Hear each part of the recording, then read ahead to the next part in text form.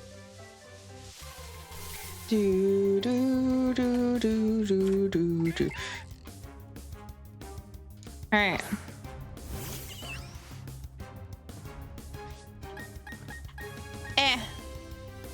I will get the hang of this, I'm sure.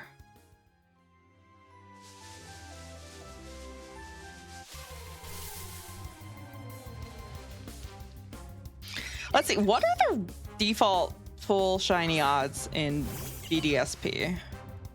Anyone know?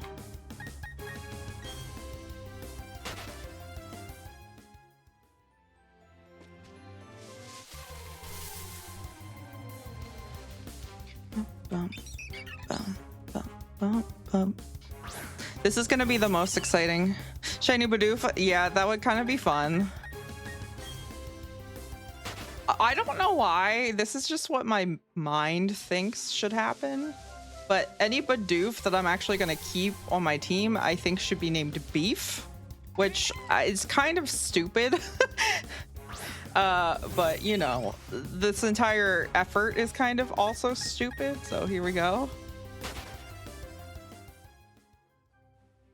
1 in 4,096. Thank you.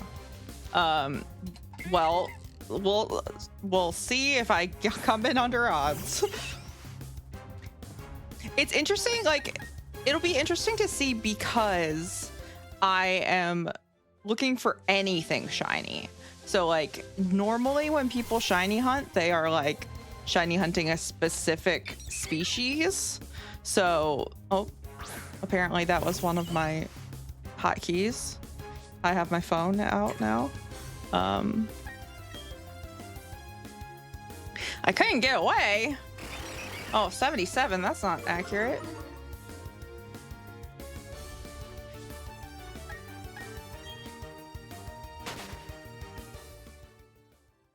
I was almost destroying my counter. Shinx, I like Shinx. I think shiny Shinx is pretty good.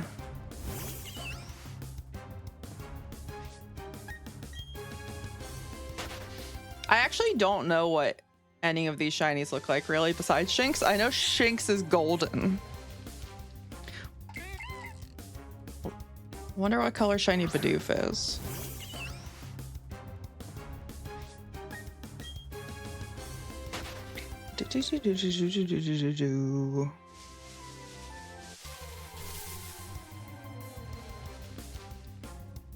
Oh wait, I think I know. Starly is like browner, right? Oh my god, I wasn't counting. The thing that is going to be the most challenging about this is remembering to increase the counter every time something is encountered. Oh my god, I keep using my numpad instead of not doing that, so now my little froggy guy is out.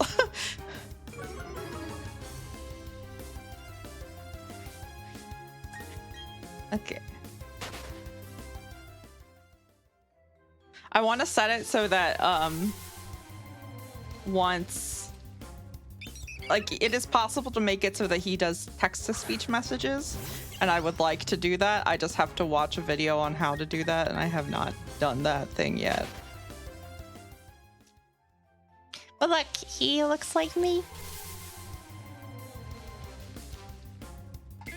Bum, bum, bum, bum, bum, bum. So who do we think, okay, Planet Popper has already expressed a desire for shiny Bidoof to be the shiny that is acquired for this first badge. What are other people voting for? Oh my god, was that 13? God. If I forget to increase the counter, just let me know. Just shout numbers at me. Shiny Zubat. Ooh, I love Zubat. I love Crobat. Crobat is like an MVP of Nuzlocks to me. Mega Gardevoir. Black dress is just too pretty. Okay. I'm not sure I know what Mega Gardevoir actually looks like. Crobat is goated. Crobat's such a good Pokemon. It's so funny because like Zubat is such a nuisance, and then Golbat is kind of like not that cool. No offense to that man. And then Crobat is so dope.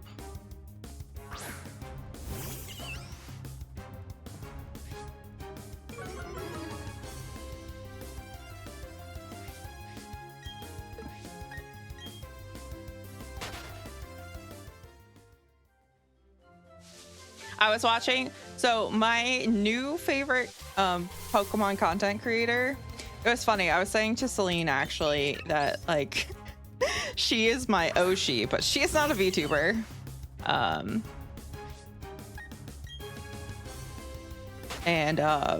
But my Oshi is Party Arlie, who does a lot of shiny hunting. And I was watching her play the OG Animal Crossing for GameCube yesterday. On stream. I managed to catch a stream instead of just watching on YouTube. What are the options? I was just personally talking about the first route. So we have Starly, Bidoof, and Shinx as our options here, I think. Poison is a good type. I think it's great that fairy type is weak to poison because there were so many good poison type Pokemon and they just suddenly became viable by adding fairy type. I think that was awesome. Starly. Yeah, I think Shiny Staraptor would be cool. Planet Popper is standing Bidoof though.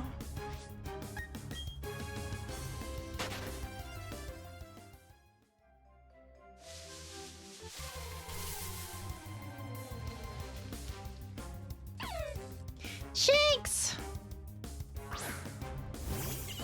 But yeah, so today in Legends Arceus, I made a lot of progress. I'm still trying to get the shiny charm.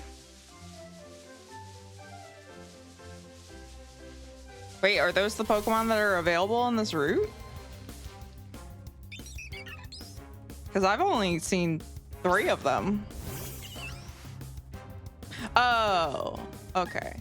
Yeah, I was thinking I would just do this route, but I guess technically I could do any route before the first gym.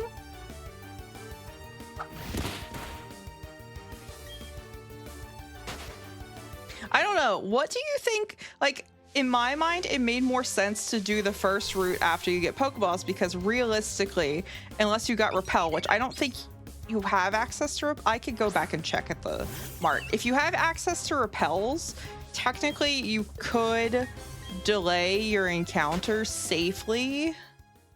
I have just not been counting Pokemon. Fuck. I don't know how many that was. Oh my god.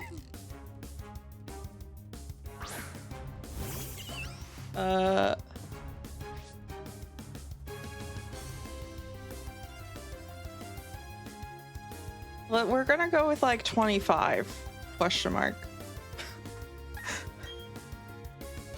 This is route 202. Yes, you sent me what they look like. Hold on. Ooh, so pretty. I love that. I love that.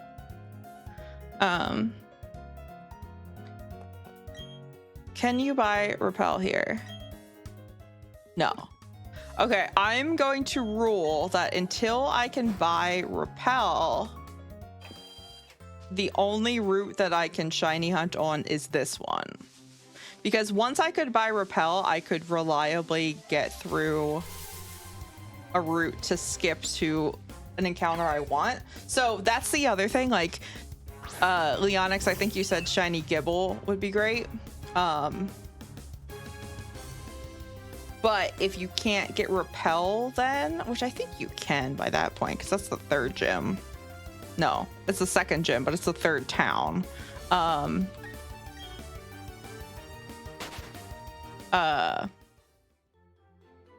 I think that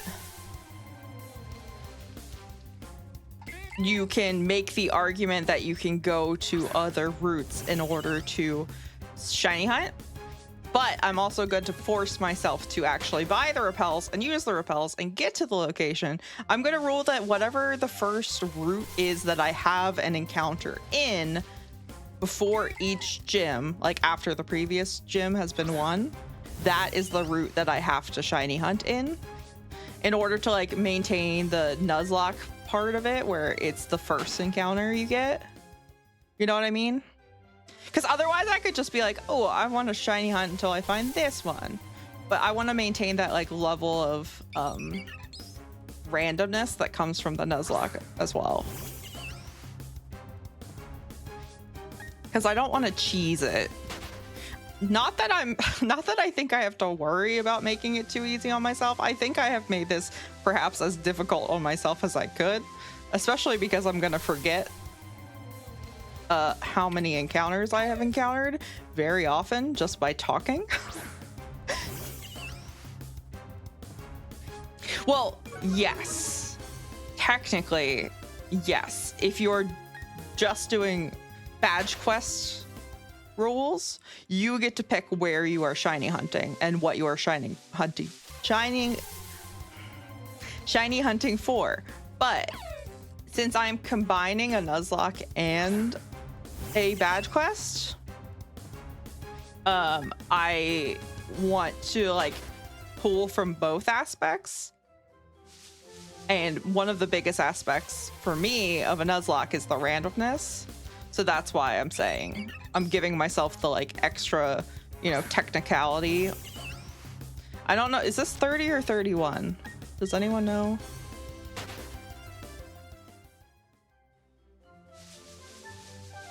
I need like a clicker. I need a every time. Yes, it is. Thanks, Pedro. It is 30 or 31. I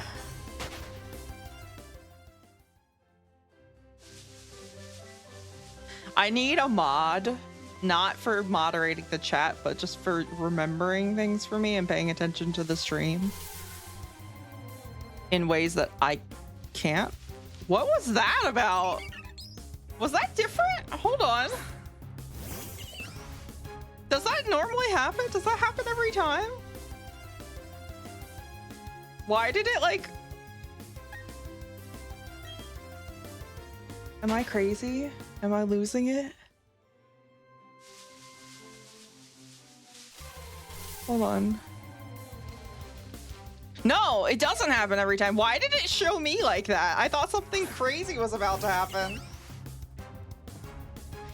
That was weird. What was that?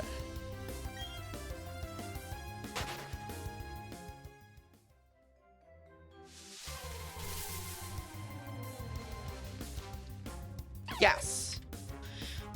Yes. With the shiny claws in effect. So like the shiny claws for regular Nuzlocks is that if you encounter a shiny, you get to catch it. So in the completely bonkers off chance, yes. But I'm not gonna let myself shiny hunt because I feel like that goes against the spirit of a Nuzlocke. So the only shiny hunting I can actively do is for the first Pokemon for each gym, if that makes sense. Yeah, but why did it like zoom in on Dawn? That was so weird.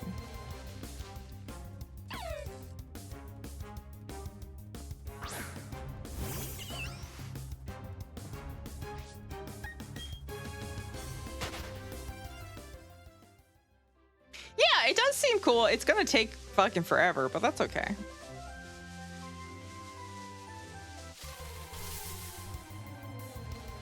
Also, thank you, Planet Popper, for changing your vote to Kricketot.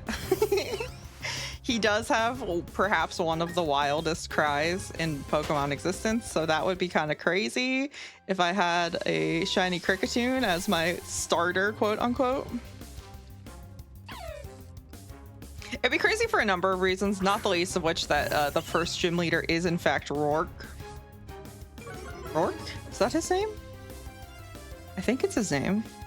He's the miner man, right? The man who mines in the caves. Oh no, why do you have... Why are you more capable than the rest of them? I think his name is Rourke. I don't know. I've encountered so much Pokemon knowledge throughout my years that I've lost so much of it just by the virtue of aging and having ADHD.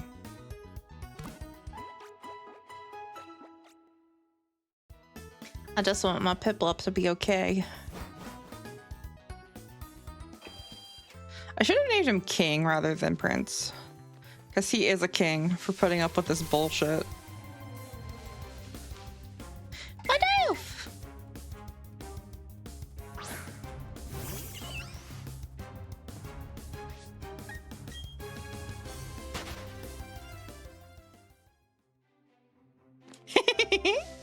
Oh, Aircy. She's got the logic, and she's talking to Jet in the Discord.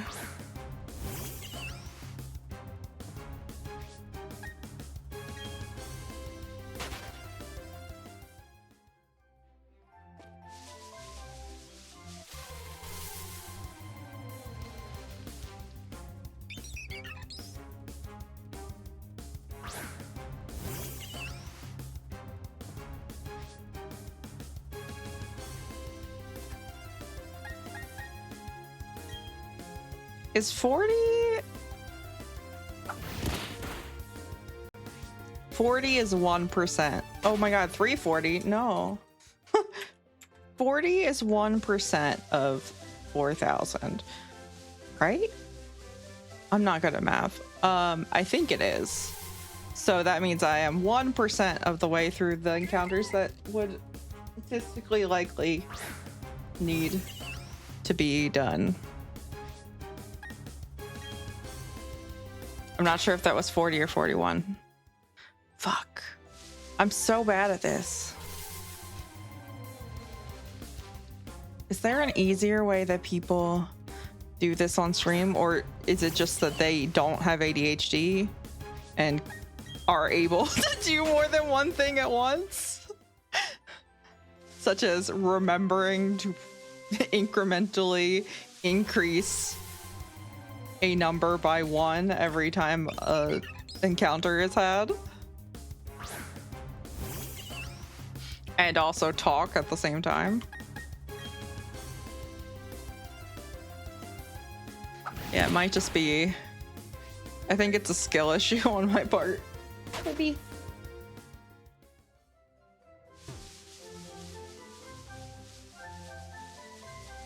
Do you guys think I go over or under odds?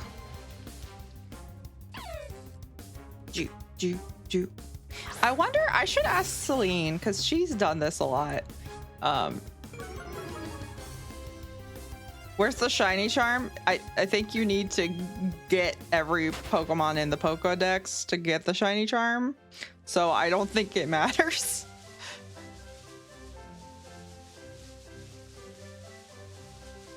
Because I wouldn't be able to do the badge quest part of the challenge if I got the shiny charm. You think I go under? All right. Petra's being optimistic.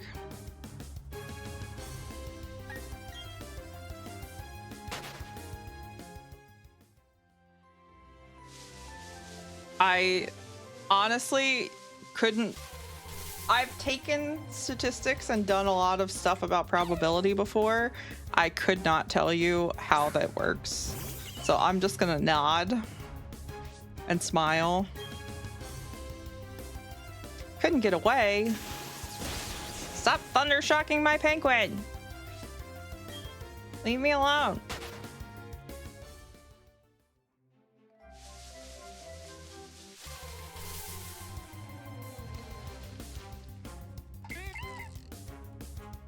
Bidoof, bidoof, bidoof.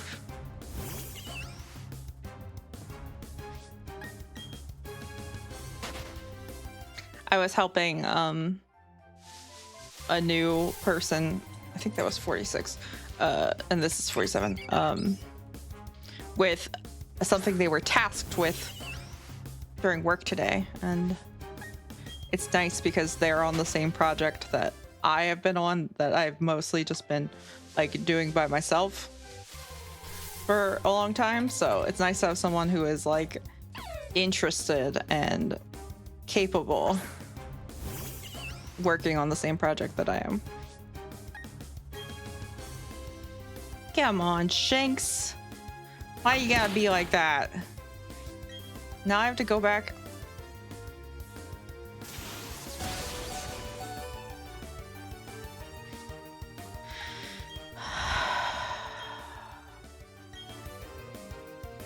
This fucking Shanks.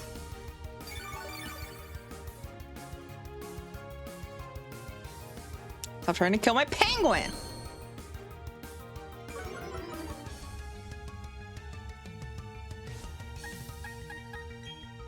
Now I have to kill it for honor.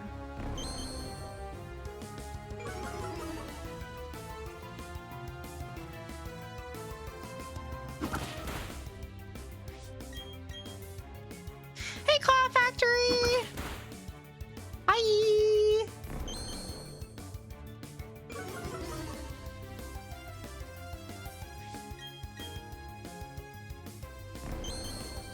Oh my god, I hate this Shanks.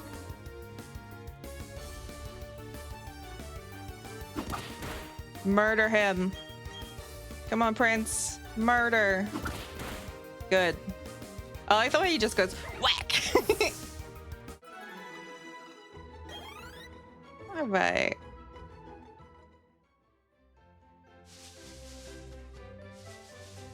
Oh, wait. I guess I don't need to heal because I did use the potion, but I'm already here, so. How was breeding in Cobblemon? Cloud Factory? Going well, I hope. Also, it's funny, Pedro was saying that he thought that the legendary odds from a Ditto on Ditto breeding in Cobblemon are crazy because he got a Regigigas, but I have not seen a single legendary. How is my Pokemon adventure going? Well, technically the adventure part of it is not going anywhere.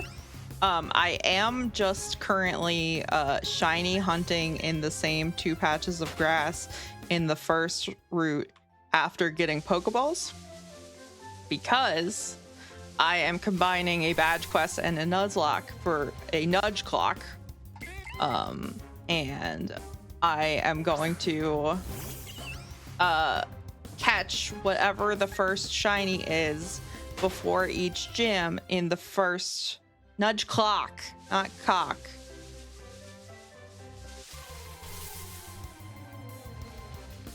Nudge clock. I didn't say cock. Well, I did just then, but that's 51, I think. Mostly the challenge so far, Cloud Factory, has been to remember to incrementally increase the timer every time I do an encounter.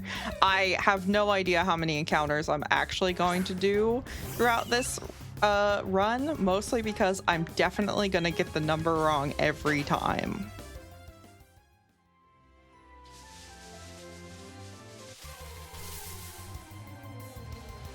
Maybe if I keep my hand on the backspace bar, that'll help. Is it a question? So it's changing for me, but is it changing on stream?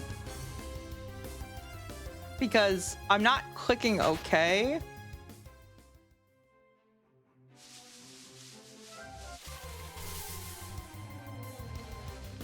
The counter? It is. Okay, good.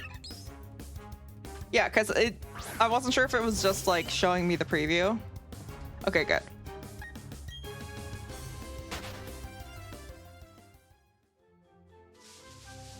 I just wasn't sure if you had to actually click OK every time for the change to take place.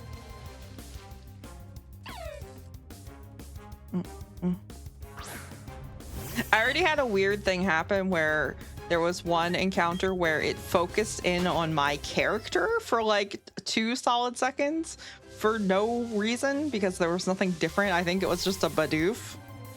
It wasn't shiny. There was nothing special. It was just weird. And I guess that is something that rarely happens sometimes when you have a lot of encounters.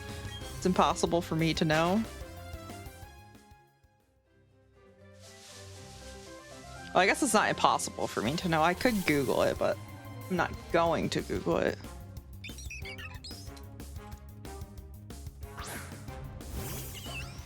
What is the most interesting legendary that you have gotten from one of the eggs?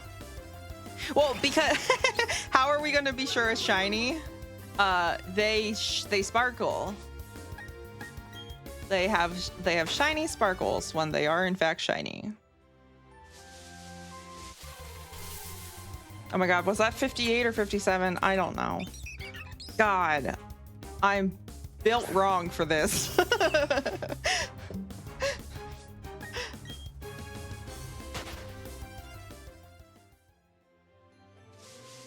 I need my own personal assistant to be sitting here while I encounter things just to count. Yeah, I want to say that I have heard before that they do like weird little Easter egg things, but I could be wrong. But I want to say that there's like a Xerneas. Oh, I did see your Mr. Deer earlier. He was very majestic.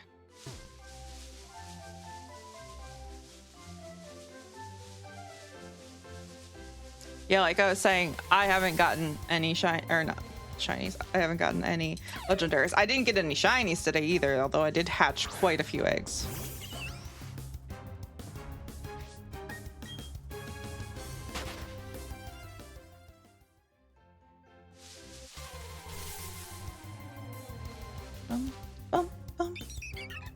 But yeah, Planet Popper, it has a little shiny like particle, and it also has a sound effect that comes with it. So unless I'm not paying attention, which would be tragic for me, it will be pretty obvious. Yeah. Now that you say that, it makes me remember that they did that in Apex Legends as well. There would be like a 1 in 1,000 trigger animation, like reload animation that'll happen. It's kind of those vibes.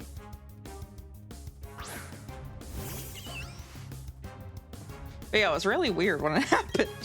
And that was the thing that made me lose my count entirely for like a good 5 or 6 Pokemon. So that's why there's a question mark on my encounter counter. Because I was just yapping instead of counting. What if we get encounter number 69 is shiny? I think that we would truly be blessed.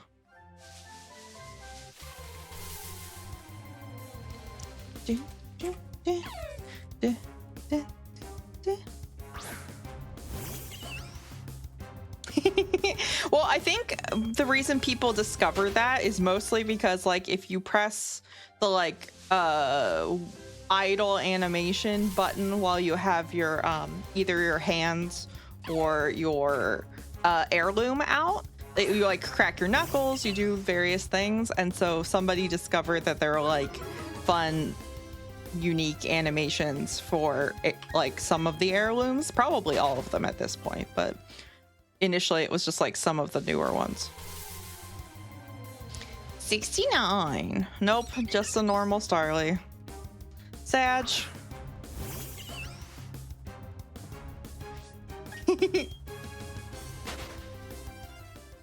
Numbers are a construct, but I want to have a relative idea of how many encounters I have done, so I know if I am over or under odds. Ideally, it would be an exact count, but that's unlikely to happen since I've already forgotten at least 4 times to increase the counter.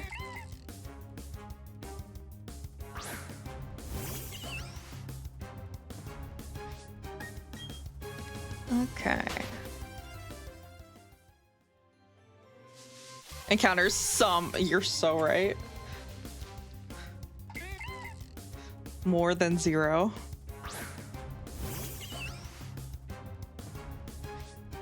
Well, yeah, but also it's like that's part of the thing when it comes to shiny hunting. You want to know how long it took you to find it.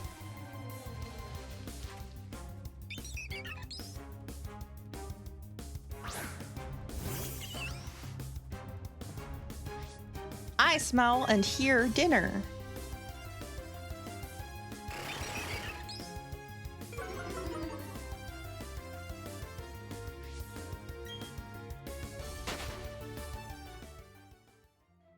Yeah.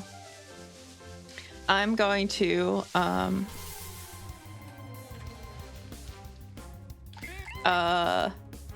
words. I'm going to take a break when I hit 80. And then go feed the bears and grab dinner. Because it just came out of the oven. Well, I mean, Celine just took it out of the oven.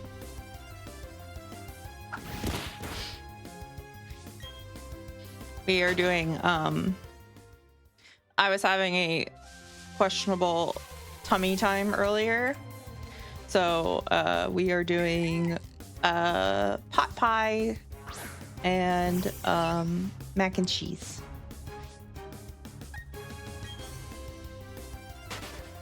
Something a little less, yeah. Spoilers. Oh, I'm sorry. I didn't realize you wanted to wait for the picture.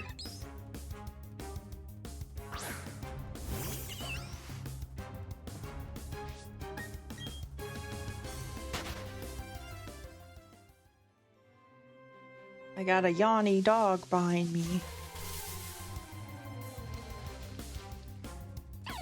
Shakes!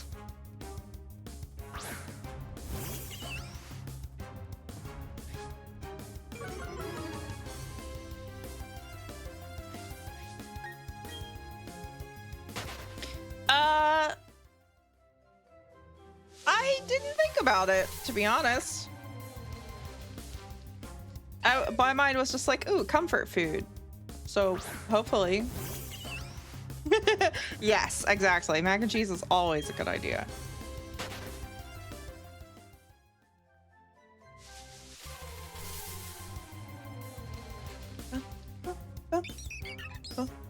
I don't usually have cheese or dairy problems, though, so. Okay. All right, I'm going to put my little... Oh my god. Starly! Let me live. Got away safely. Okay. I'm gonna put my little BRB post-it note up, and I will be back after feeding the bears and grabbing dinner. So I'll be right back. My ear is itchy. I'll be right back. Hi, baby. Good girl.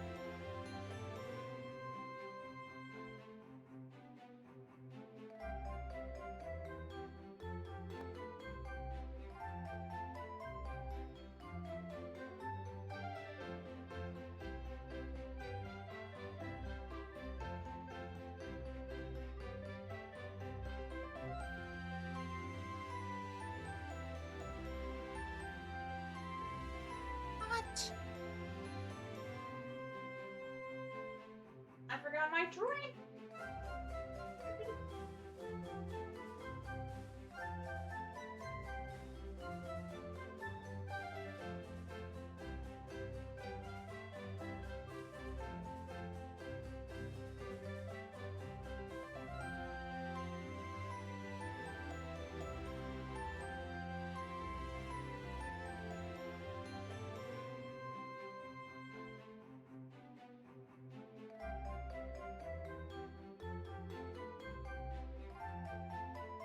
Hello, I am back. Bum, bum, bum, bum, bum, bum, bum, bum. Okay. Hi, Pedro.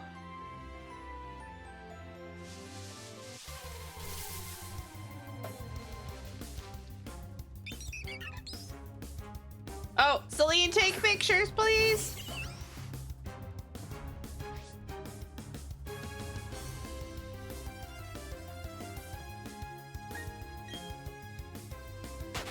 I don't know if she heard me. Pedro, can you message her and at her? Because otherwise, you're not getting a picture.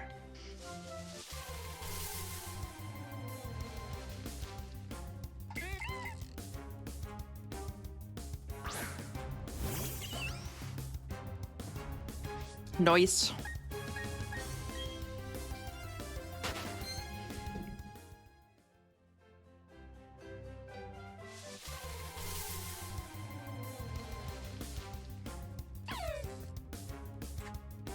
Ah.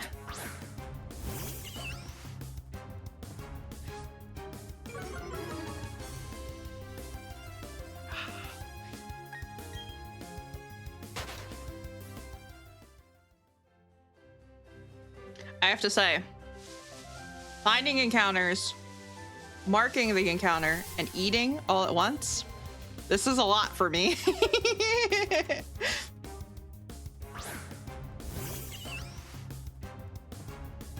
Hopefully you're not getting mac and cheese ASMR noises. Sorry.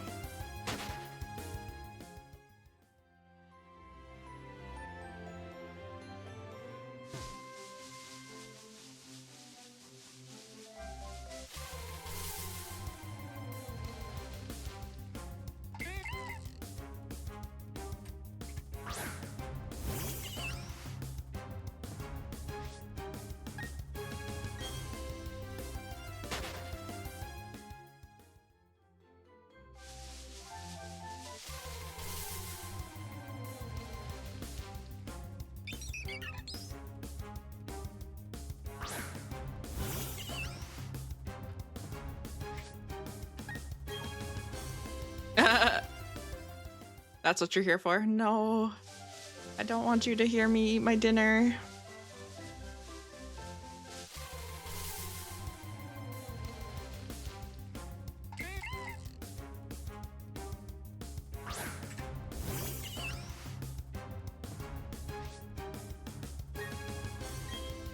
Thank you, Leonix. Welcome back as well.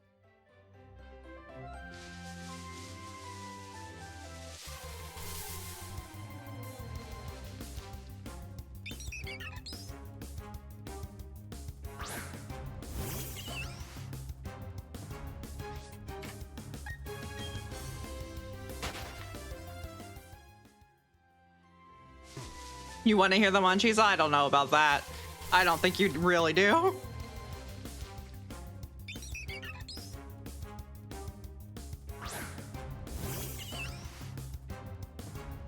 Aww. I'm glad you liked it. Thank you.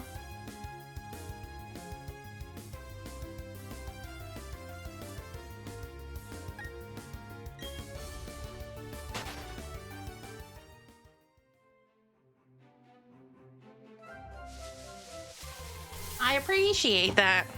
Because I'm, you know, it's something new and something I've never thought about doing really before until recently. So I was like, I don't know if I'm going to be any good at this.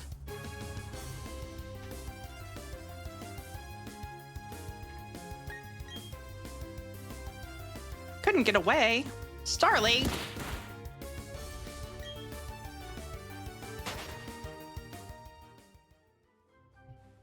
Good, I'm glad you did.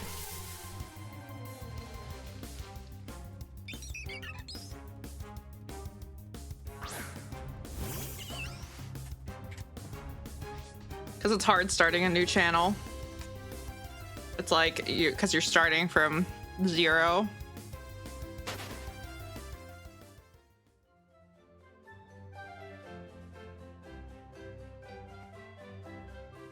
Always a little nerve-wracking. Pot pie! I love pot pie.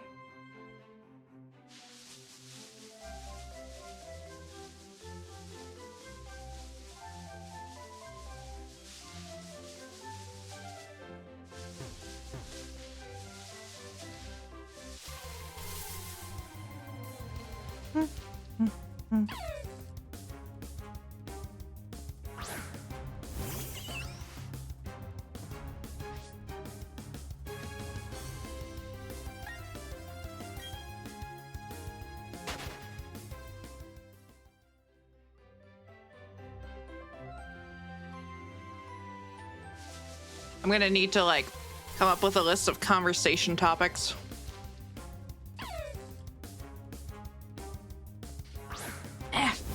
Although I think I'm just being quiet right now because I'm shoving food into my face.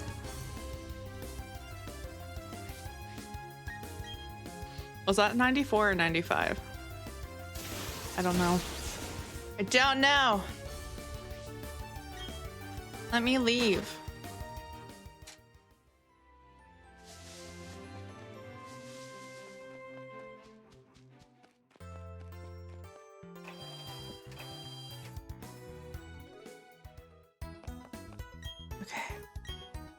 Mr. Pokemon. Oh, I meant for like while I'm doing these streams. Because it's basically just like a just chatting stream in disguise.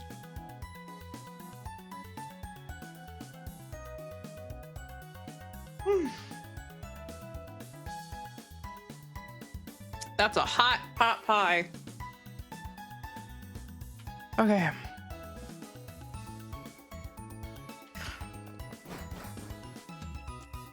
So, did anyone else spend like 8,000 years in the underground in the originals of this game?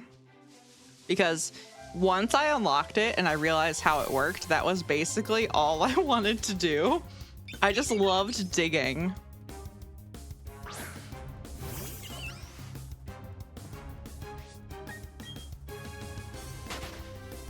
Diamond, Pearl, and Platinum predicted Minecraft.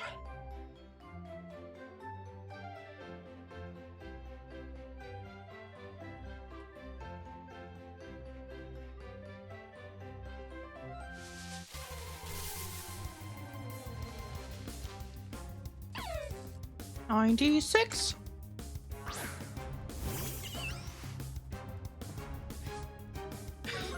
All right. All these intimidate shinkses are making this take longer.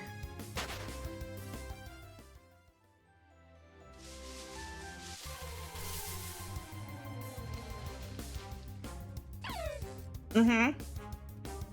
Exactly. And my sister had a DS too, so I used hers to get us both the number of flags you needed. Because didn't you need a bunch of flags in order to get Spiritomb? So I like... she's the system essentially so that we could get the flags from each other.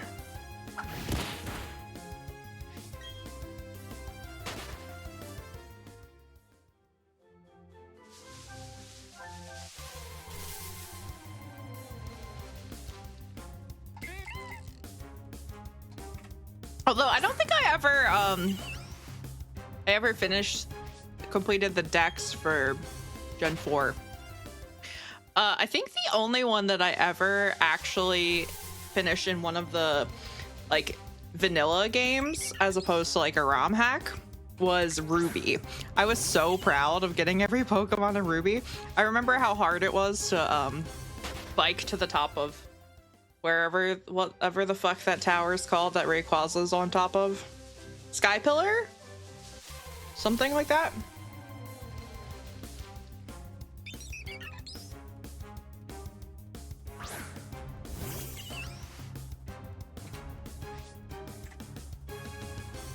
We've hit triple digits, folks. Hi, Magna. Have a good lurk. Appreciate you stopping by. Is this 101? I don't know. I don't know. It's impossible to know.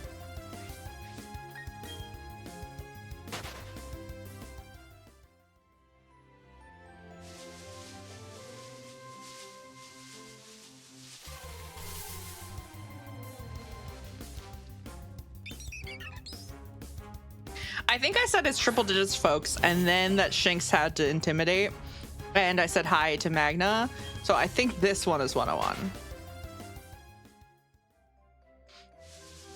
That was always the thing for me. I loved catching Pokemon. I wanted to get all the Pokemon. I wanted them to be great. The thing that I never got into was battling competitively, because like I just can't be asked to EV train Pokemon.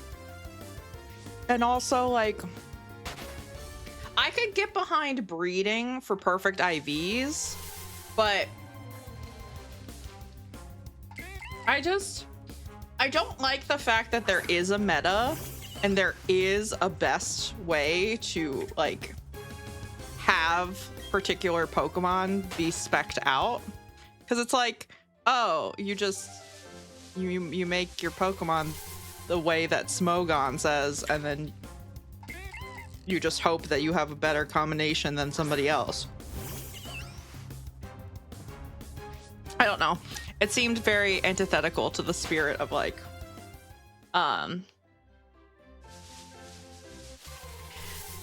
the story of the games, like the message of the games. Like obviously the gameplay bears that out, like that's all legitimate gameplay, but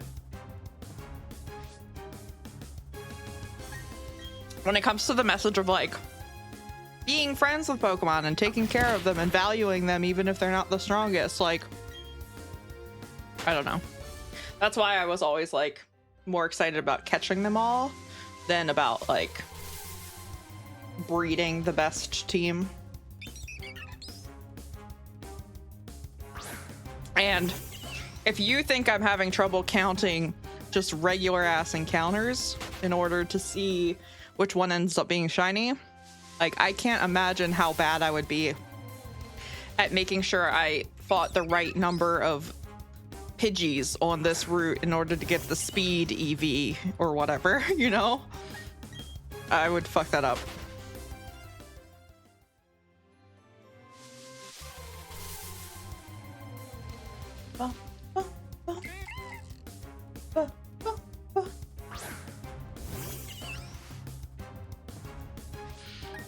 But yeah, completing Ruby was my greatest achievement as a teenager.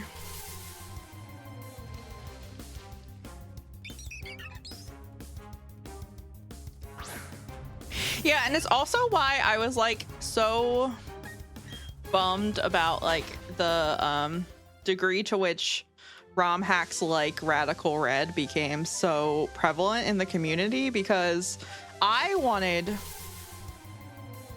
to have access to all of the Pokemon, but I didn't want to do it in order to be challenged by really difficult gym leaders and trainers in the game. I wanted to do it so that I could Nuzlocke better. And like, maybe I'm just not good enough at the game, but even on easy mode, the ROM hack Radical Red is like too hard for me to Nuzlocke. And Nuzlocking is what I enjoy, because I feel like it gets you very attached to your Pokemon, and that's what I want. I want the emotion of it.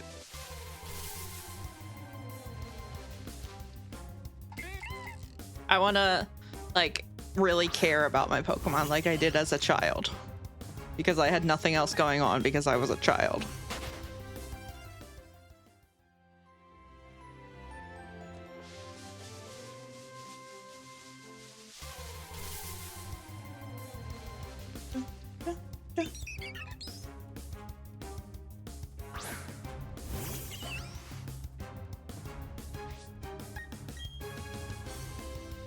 Come on, Starly. Let him live. He's got places to be and Chinese to see.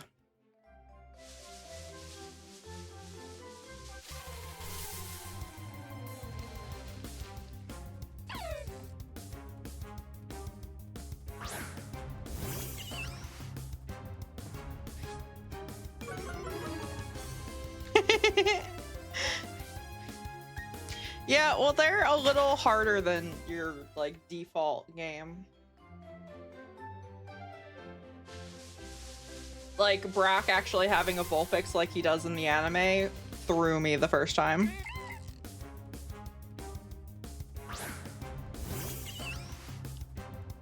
Because it's like, you're the rock man. You're only supposed to have rocks, but then you bring grass Pokemon and you get stomped on by Vulpix. Same with the Alolan Geodude with the electric dual type.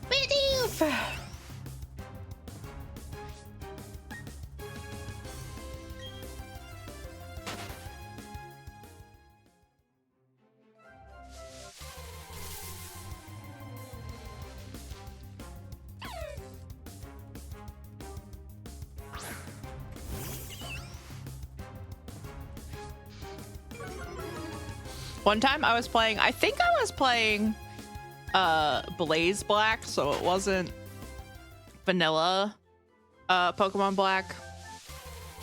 It was a ROM hack, but I was playing with a bunch of friends and we were all soft resetting to like see if we could get a shiny starter. And I wasn't gonna like do it very much, but I soft resetted like, I don't know, 4 or 5 times and I got a shiny Snivy. And one of my friends was so mad at me. Yeah, Blaze Black is good, but it's hard. I mean, well, it's not hard if you're playing normally, but if you are doing a Nuzlocke, it is challenging.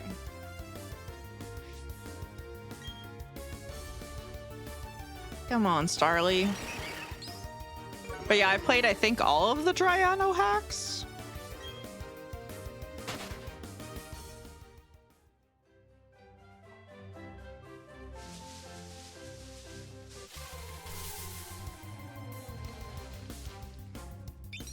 Yeah, it is a little challenging to Nuzlocke just because like the difficulty is slightly raised. I like Draiano's level of difficulty. I think that's like a good vanilla plus option.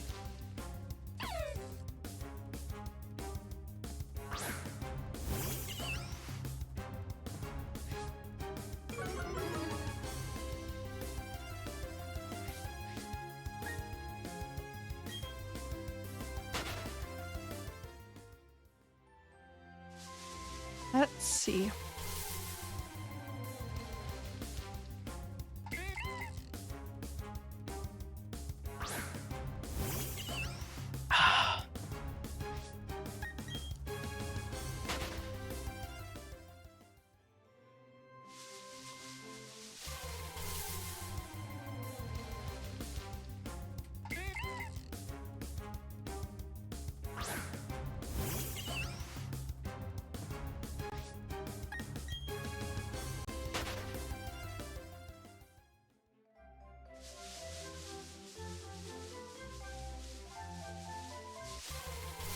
Bum, bum, bum, bum, bum, bum.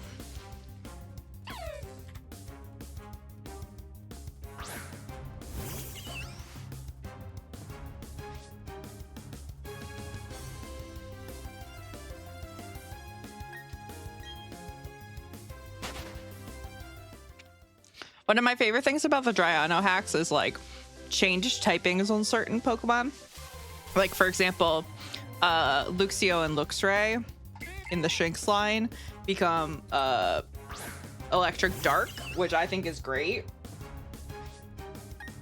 I think because Luxray, like the entire line is great. They look so good, but like just pure electric can be kind of a tough sell. I'm somebody who really likes dual typing, so it's hard for me to get sold on a monotype Pokemon.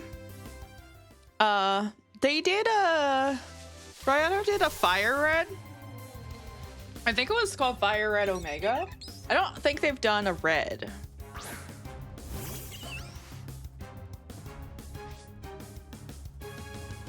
Yeah, so for me it's like I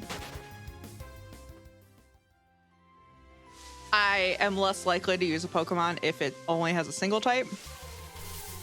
So adding dark type to Luxray made it so much more viable for me as a party member.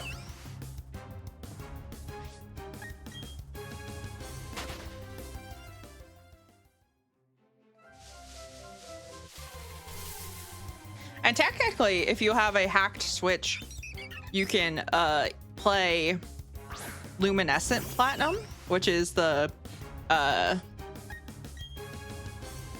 BDSP version of Dryaano's Renegade Platinum, which was for the actual Platinum ROM.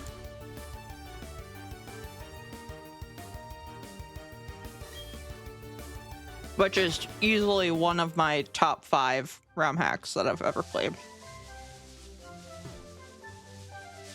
But I'm also biased towards Platinum, so it wasn't hard.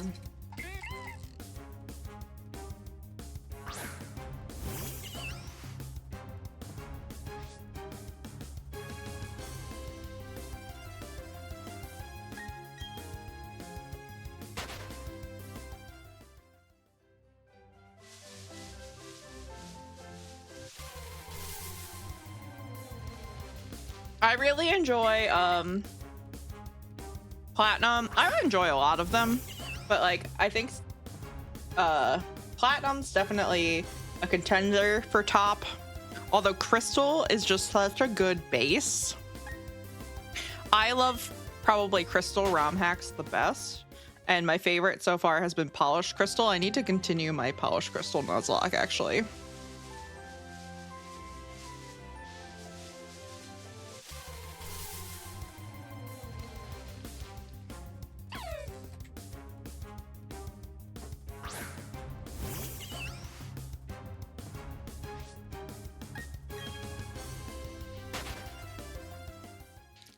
$50 new typings? I don't know. I don't know. Which one's Crystal? It's the second gen gold, silver, crystal. So if you played Heart Gold or Soul Silver, it was based on that.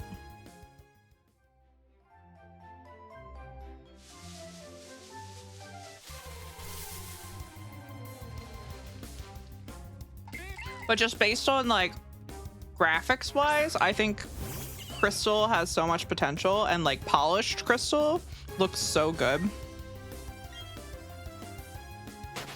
They did so many great things with that tile set.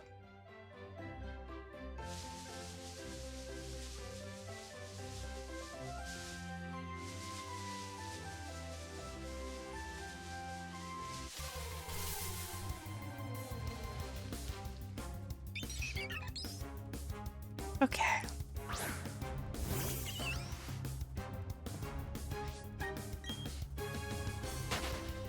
I've eaten the whole top off of my pot pie. We're slowly getting there.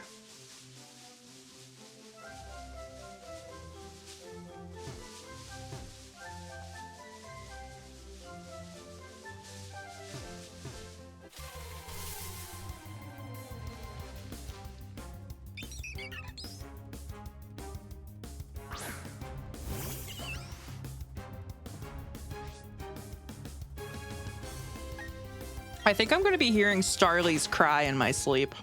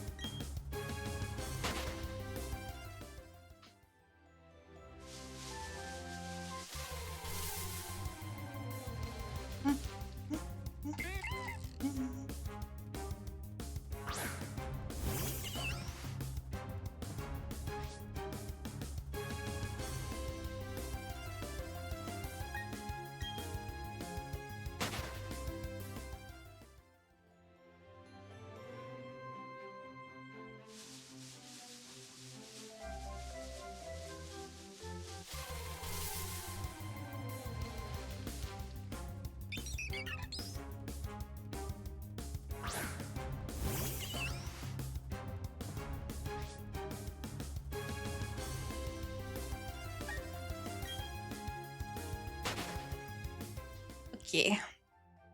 Almost there.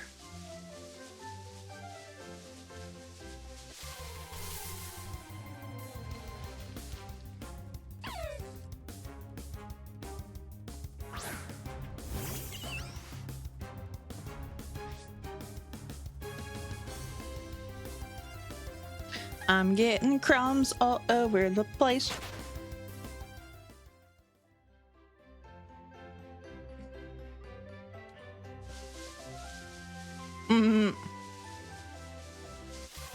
Well, I'm not killing them. I'm just running from them. Because killing them would take so long and it would make my hip up so swole. Well, I mean, eventually there would be diminishing returns, but...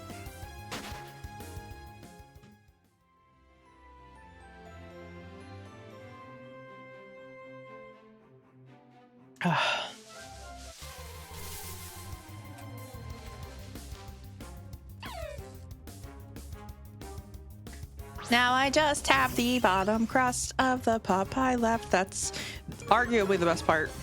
Although the crust is also very good.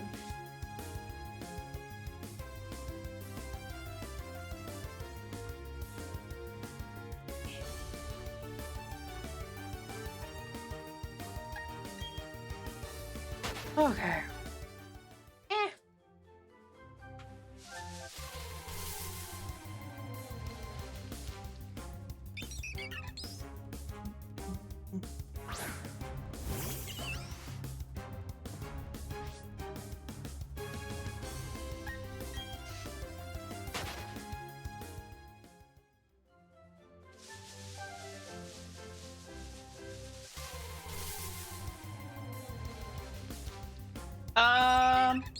It was, I don't know if it was, it might have been the Emerald Tile set, but it wasn't a ROM, or it wasn't a ROM hack.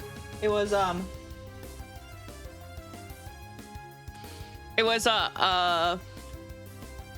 RPG Maker game. It's called Pokemon Island. That was okay, but I fucked that up real bad, nuzlocking it.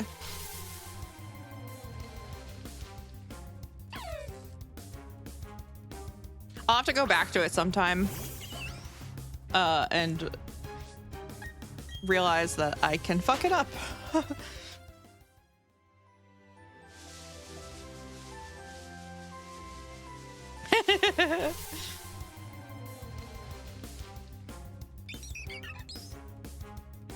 I think that's why a lot of people do level caps.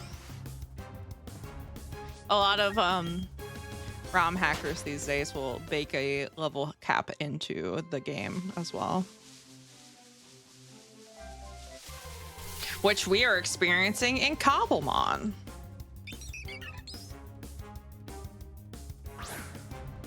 I'm currently capped at 21.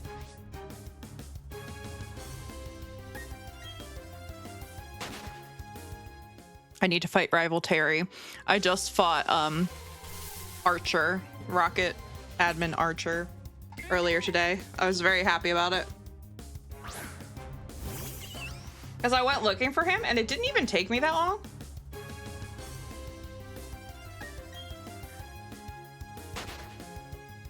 I went like maybe 700 blocks from our base, and then Celine said something that I needed to clip, so I like alt-tabbed out of Minecraft to go clip that, and when I alt-tabbed back in, there he was on my screen. I was like, oh my god, the man that I needed. And then I crushed him.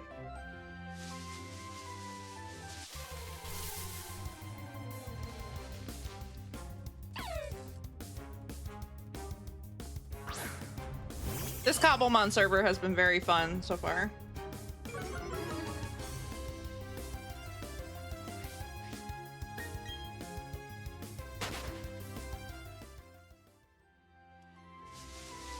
$150 or more to see.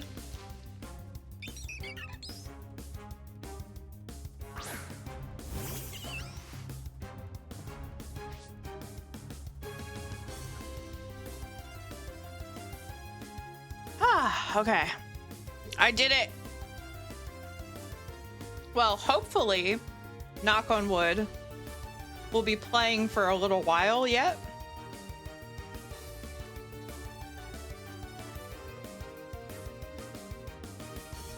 I think the fact that we're not like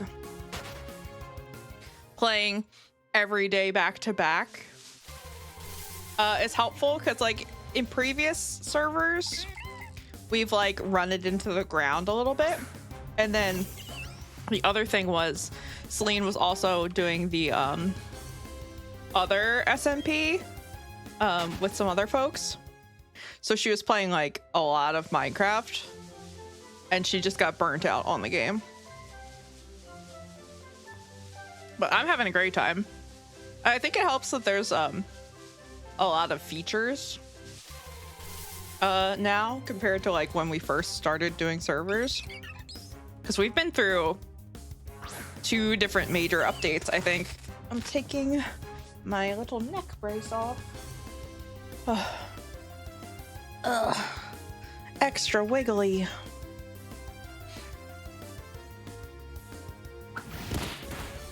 I was wearing a neck brace earlier because I was getting a headache, and sometimes I find that the cause of my headache can be like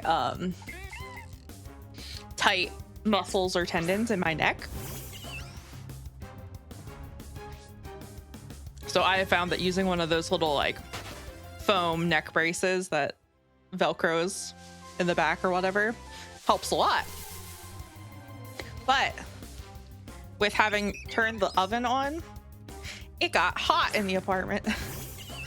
And actually, speaking of, I'm gonna go make sure that the oven got turned off. This still feels kind of hot in the apartment, and it was actually like warmer today, so that combined made it a little warmer in here. All right, so I'll be right back. It'll also let me take my plate.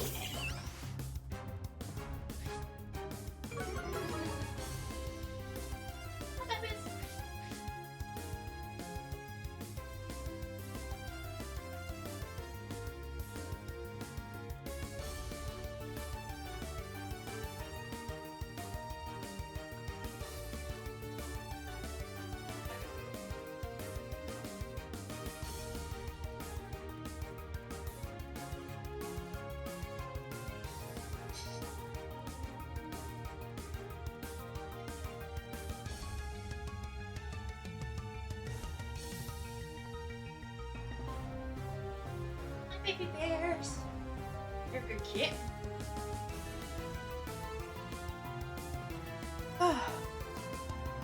Okay, I'm back. The oven was off.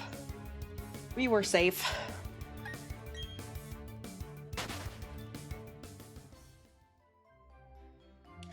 Okay.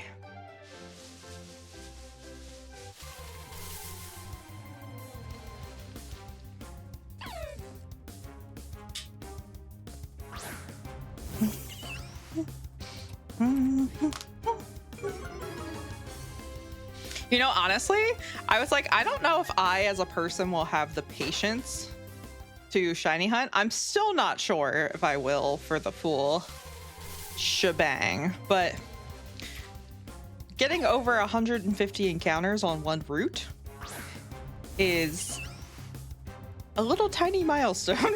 I think it's a good sign, because I could have gotten bored at like 10 and stopped there, but I didn't.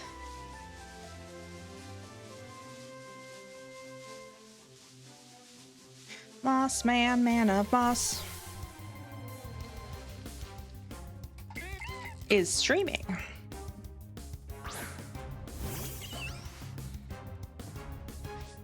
Pedro comfy. Oh my god, Pedro. Don't tell Celine. Okay, but one of the things that we got to see today that she shared with me was emotes, and one of them was the comfy emote, and it looks so cute and it's amazing, and I'm very excited.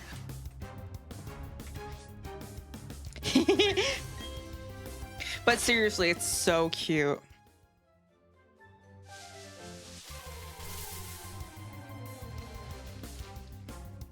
I'm so excited. I'm just so pleased that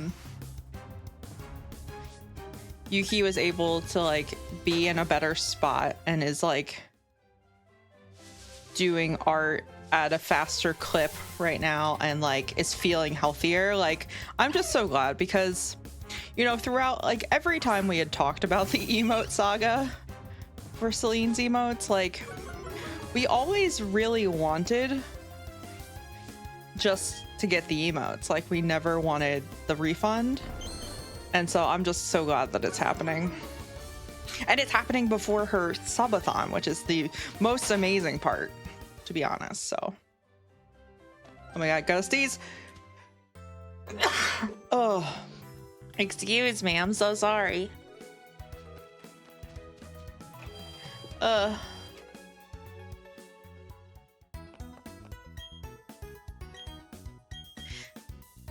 Do do do do do do do do.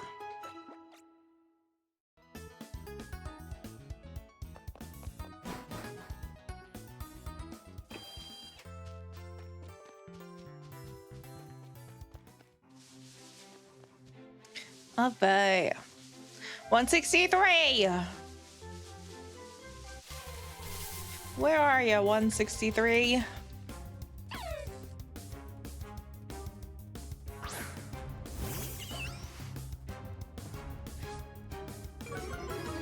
I think I talked about this on Twitter or Blue Sky. I'm not sure. Probably Blue Sky.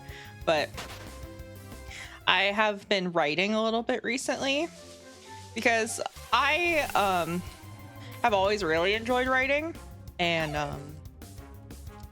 I've always really liked Arthurian legend, and something, I don't remember what it was, got me thinking about the Merlin TV series from 2008, I think.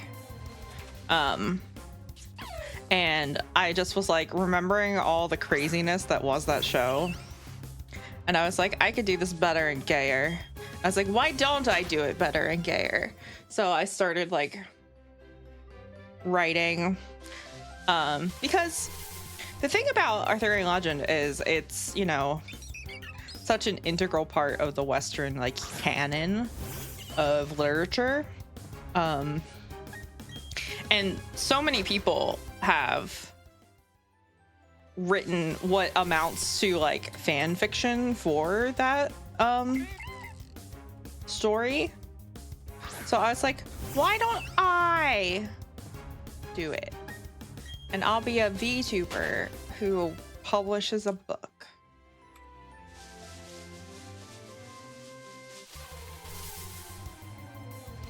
Yeah, I have like an actually like decent outline for the events of the story. I just need to sit down and actually write the full thing. But I've written like a draft of the first chapter. and I am enjoying it so far. I had Celine read it to see if it was any good, and she was like, yeah, I would definitely read more. She's like, it's not my genre, because she's not like a fantasy person generally. She's like, but I like your writing enough that I would want to read more. And I was like, yay. Because that's the thing, like, I think just as a result of having ADHD and having it not be diagnosed for so much of my life, but like still exhibiting the symptoms of it, and then like being treated poorly by my family because of those symptoms and not knowing what they were or like how to handle them, it meant that like I'm someone who needs like a lot of reassurance, and like I don't ever know if anything that I am doing is good without feedback. So that's like, you know, for example, Pedro, the other day I was like, hey, can I send this to you for the ASMR so you could listen to it and tell me if it's any good? You've read a bunch of Arthurian fiction? Yay! I love Arthurian legend. And one of the games that I have run before, because when it comes to TTRPGs, I enjoy playing D&D, but I don't enjoy running D&D, or at least 5th edition. I don't know anything about the newest edition, so I can't speak to that. But I didn't enjoy running 5th edition anytime I did it, because like I found encounter building to be very difficult when it came to balancing what was appropriate for a party. And that was mostly centered around like hit point pools, because you can make something harder by giving it a lot more HP, but that doesn't necessarily make it a more interesting encounter. And I just found it very difficult to like create enemies on the fly if I needed to for that system. But a system I ended up really enjoying and enjoyed running games in was Suede, Savage Worlds Adventure Edition. And the nice thing about that system is it is genre neutral, so you can use it for any genre, and they have a bunch of settings for the system. And two of the ones that I like running the most are East Texas University and Deadlands. And East Texas University is kind of like Buffy. It's monster hunting in college, and most people don't know that monsters exist. In fact, your characters didn't know monsters existed until suddenly they did. And so you have to balance being a student and being a normal person with like having this double life where you are trying to protect people who have no idea what they're up against, like that goes bump in the night. And so there's a lot of like psychological aspects to it that you're supposed to like delve into, like you know, keeping people safe and like trying to maintain your own sanity while like you know something that a bunch of other people don't. And also be, you know, college youth and get your diploma. But anyway, so that's East Texas University. And then the other one, Deadlands, is a setting that has a lot of lore behind it. And essentially, it's set like a little bit post the American Civil War. But the American Civil War had gone on for longer than it did in real life, because in the middle of the war, after the Battle of Gettysburg, soldiers who had died on the battlefield got up again and were zombies and just started killing indiscriminately. And so the supernatural had suddenly come to 1880s United States, and there was all sorts of like weird Western shenanigans happening.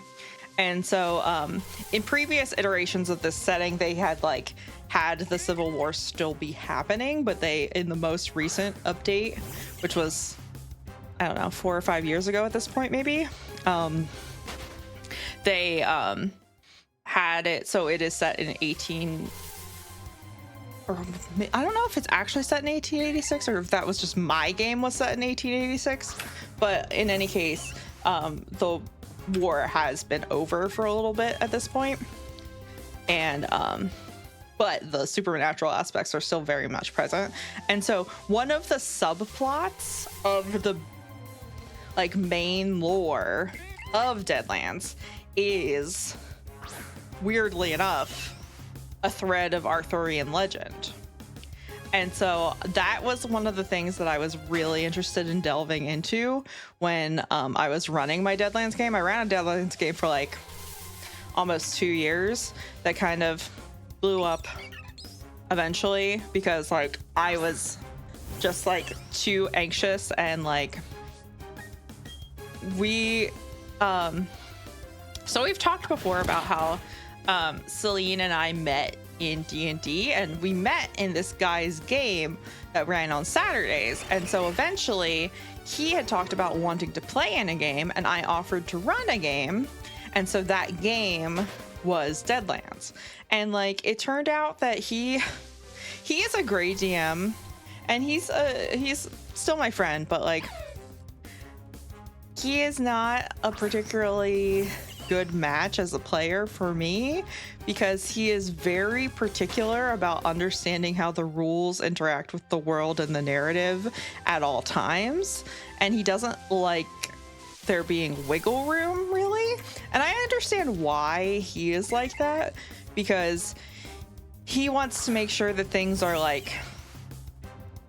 fair and make sense, and the game design and the narrative are both held to an equal standard of importance. But unfortunately, when it comes to me running a game, I'm not like that. I am never going to be the person who remembers every rule every time and can adjudicate exactly by the book.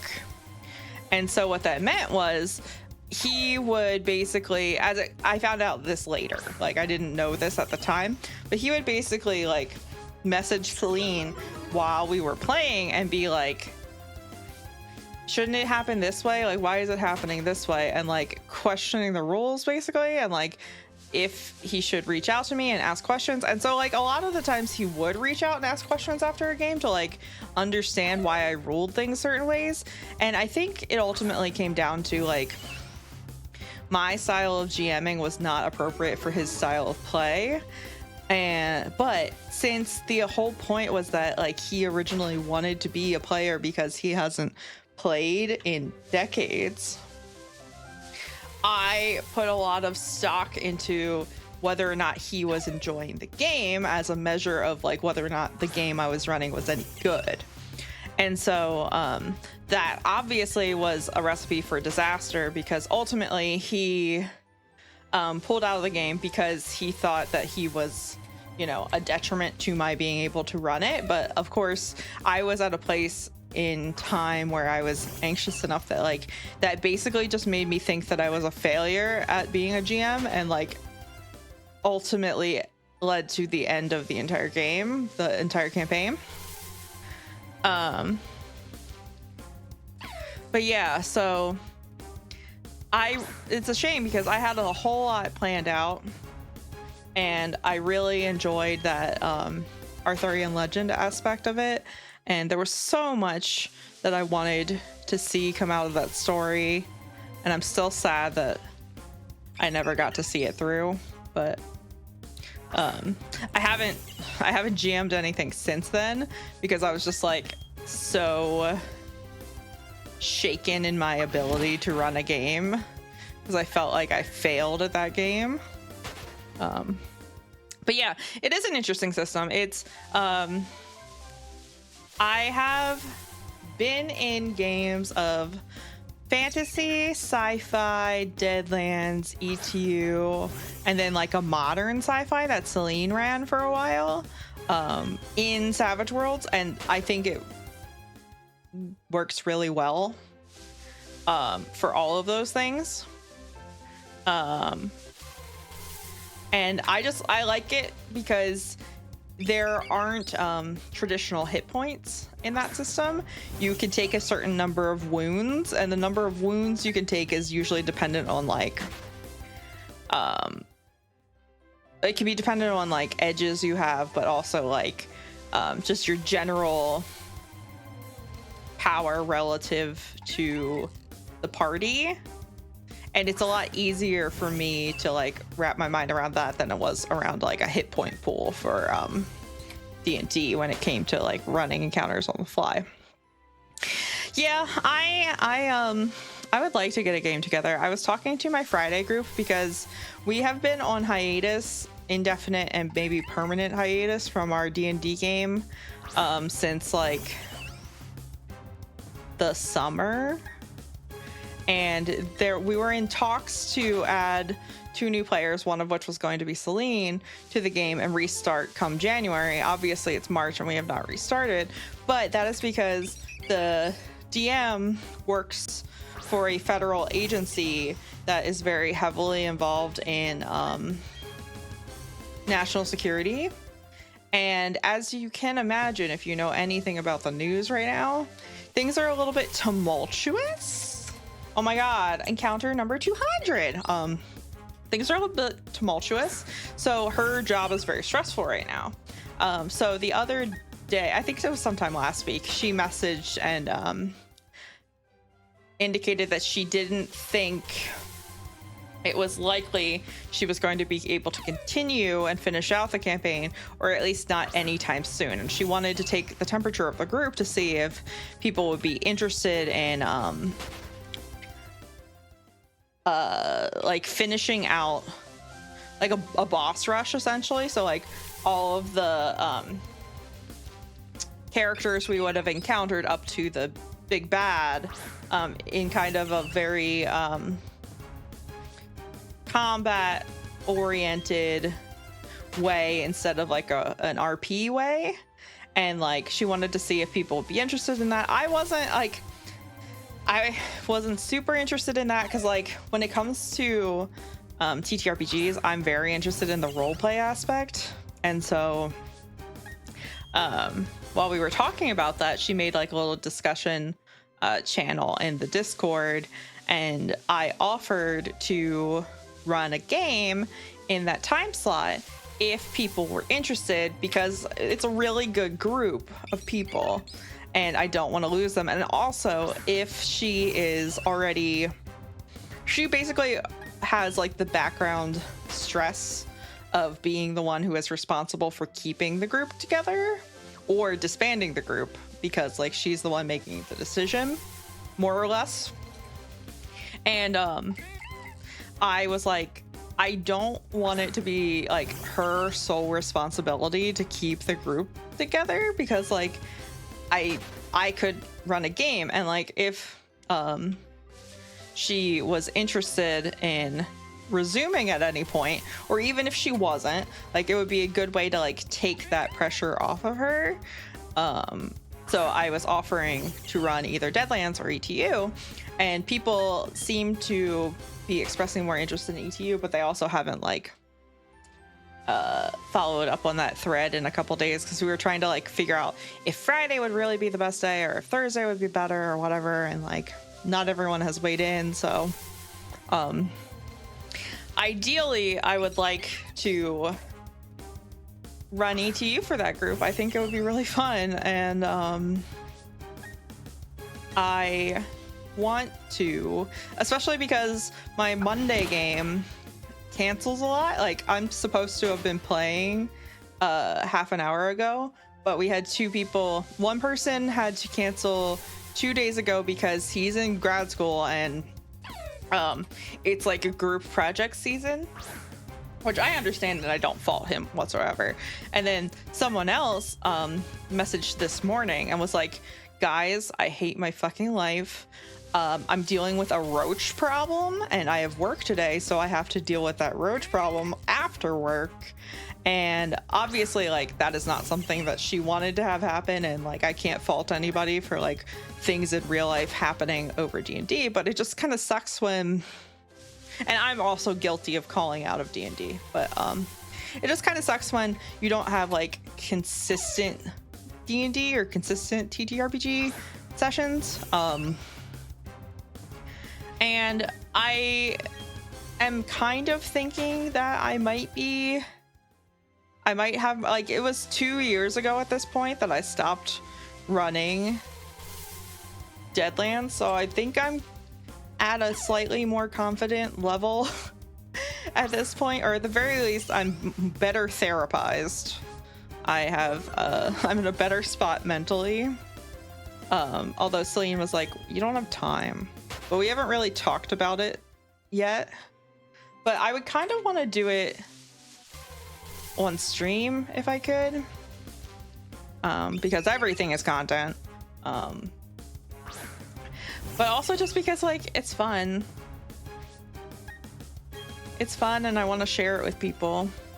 But yeah, I would love to get a Deadlands game back together or an ETU game back together. Yeah, scheduling really is the big bad. When you hit your mid to late 20s and certainly your 30s, scheduling becomes the biggest enemy when it comes to TTRPGs. But yeah, I would like to do that, and I know Celine always said that she enjoyed playing in my games. So I would like to have her as a player again. But I don't know.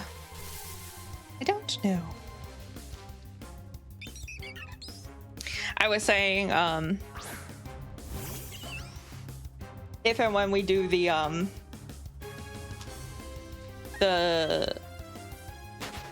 reward after the subathon for a TTRPG game session, a one-shot that Celine's gonna run, I was like, it would be fun to have me look like my character. And so I was like looking at the Suika model, the customizable VTuber model that came out a few weeks ago, to see if that would like be possible in terms of like hairstyles and stuff like that. And I think it would be, because that would be really fun to like look like my character Ophelia.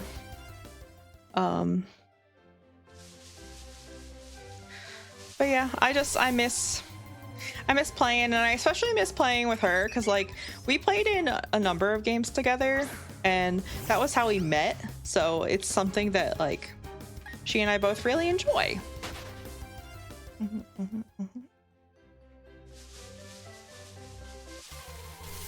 Although she has kind of stepped away from it more in recent times as she has done more work.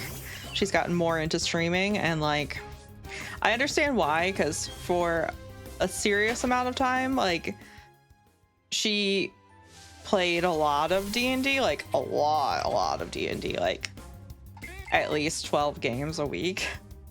And like that was all she was doing, but like that was also before she had moved out of her family's house, and she was primarily there to like take care of family, and the only lifeline she had to other people was D&D. So I can understand why, like, as she has gotten more involved with people and like has more things to do during the day, she has moved away from D&D as like a coping mechanism.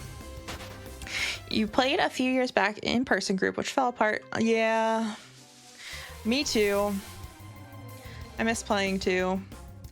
I have technically an in-person group, but we were supposed to meet in January, I think, and like the day before we were supposed to meet, the DM's wife, who is one of the players, messaged in the group chat that she had just lost her job and she wasn't in the right headspace to play, so they were gonna cancel for that weekend. And like there's kind of been radio silence in the Discord since then, because like obviously it's awkward, and you don't want to be like, so did you find a new job? Are you like, you know, that kind of like, no one wants to put that kind of pressure on a friend in that like forum. So I think we're kind of on hold until like things improve, and who knows if we will come back to that, because it has been a hot minute since we played. But that was also a game that had 8 players, because we're all, you know, IRL friends. We knew each other from other things besides D&D, and so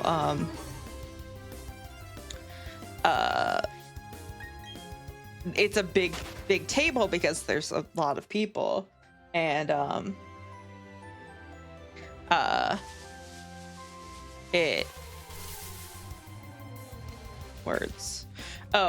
it was always like more of a chance for people to get together as like a friend group than it was like a serious D&D game, you know, which is fair because I was already having my serious D&D games.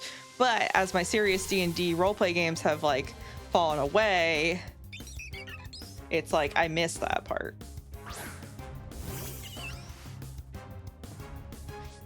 But yeah, I'd like to run a game again. It was a really good creative outlet for me. It was a lot of stress, don't get me wrong, but like, I'd like to run a game again. I don't know if I'd rather run ETU or Deadlands, but Deadlands, they're different amounts of work, because obviously you need to prep both, but like you need to know more historical things about Deadlands in order to run that.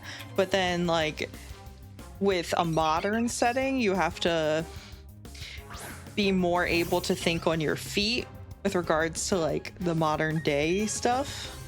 So it's probably equal amounts of work in different ways. Oh yeah, for sure. Because like one of the biggest parts about TTRPGs is the social aspect. It's what makes it different than just playing a video game with someone. Although, you know, there's a fair amount of talking when you're playing a video game with someone too. I just mean in terms of like the story and the interaction when you have to like actually role play together. It you know, is in a way an extension of how you deal with each other as friends as well, and it's a very social game inherently. Actually, I met my current therapist, I don't know, like 4 years ago at this point, I think.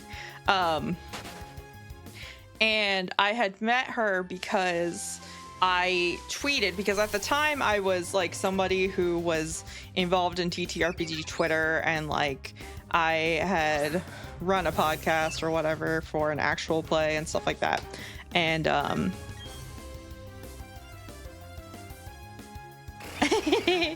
thank you, Dials.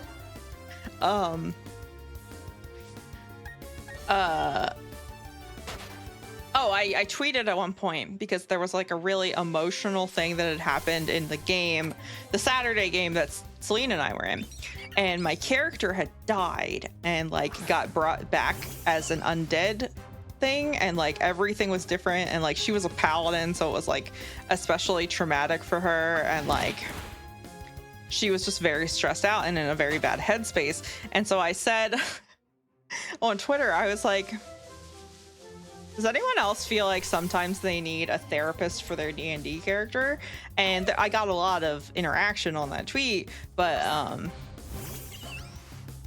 one of the people who responded was the person who would become my therapist, who happened to be in the same state as I was, which was crazy, coincidental. But also she answered and she was like, that's actually what I do. And so she explained like she uses D&D as a form of group therapy, and like you use a character to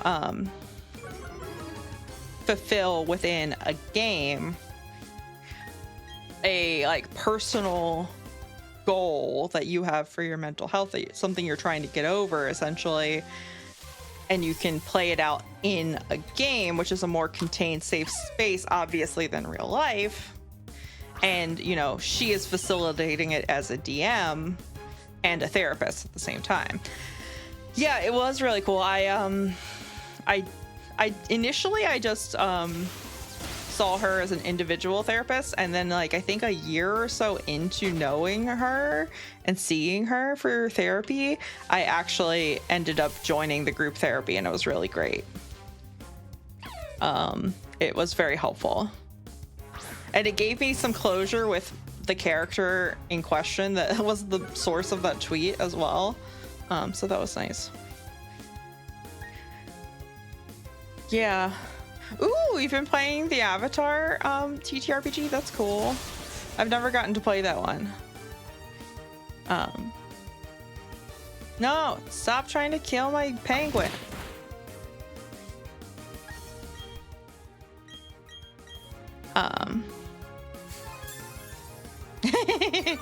That's true, that's true. But yeah, it's really cool, and I've appreciated knowing her. It's also helped, like, my prior therapists, like the first one I ever had was like not very engaging. She didn't know basically how to ask me questions or like seem like she cared about what I had to say.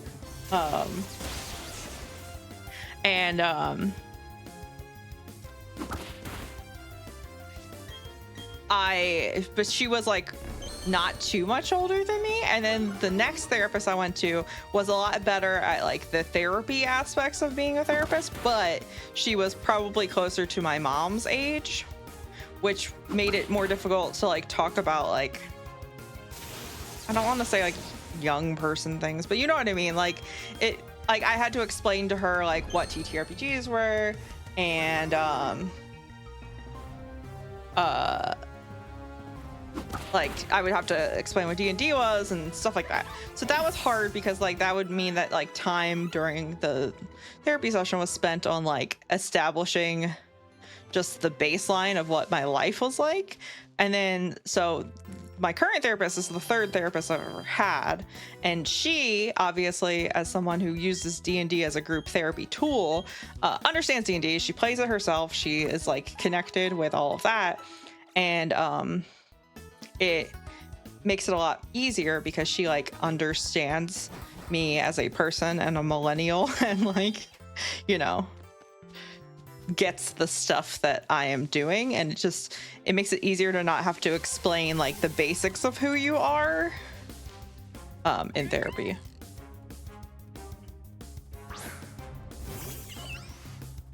Yeah, that's what I've heard. I've heard that the Avatar system is a lot about storytelling. So that sounds very cool.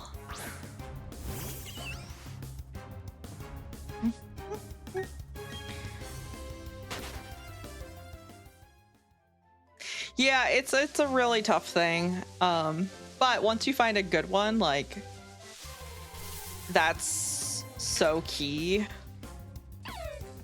And like I've over the past year seen her a lot less, because like it started to be that when I would have sessions, I would tell her about things that had annoyed me or made me upset over the last like week or 2 weeks, or at this point month, and then I would tell her how I handled them, and she'd basically be like, good job, you're setting boundaries, you're like listening to yourself, you're taking the time you need for yourself.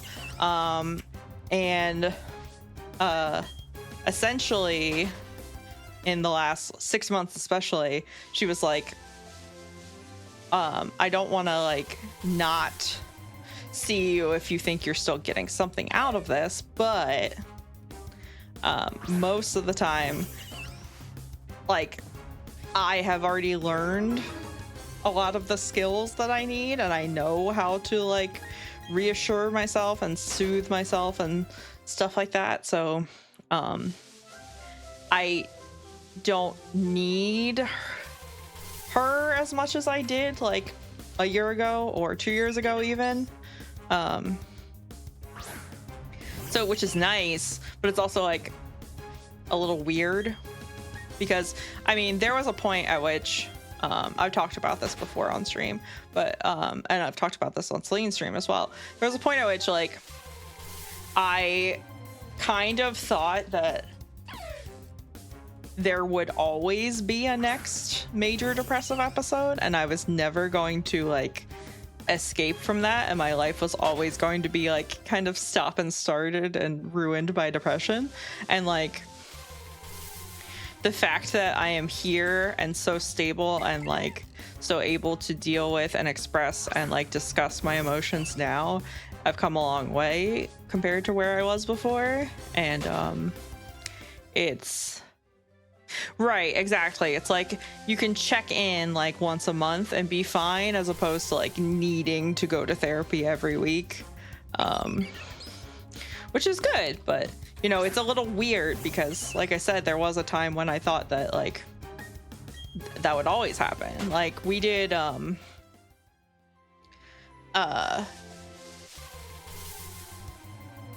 this thing in the outpatient, like, day hospital that I had attended a few years ago, when I was in, like, a relatively bad headspace.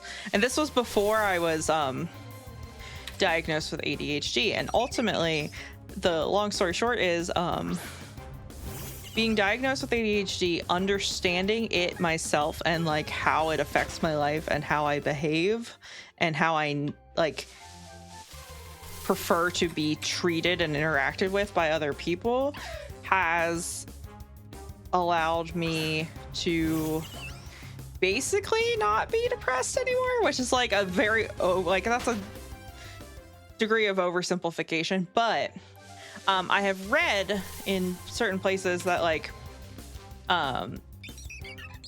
individuals with untreated ADHD, especially women who get diagnosed late in life, and so in this case, late in life means older than childhood. Like, for me, it was when I was in my 30s.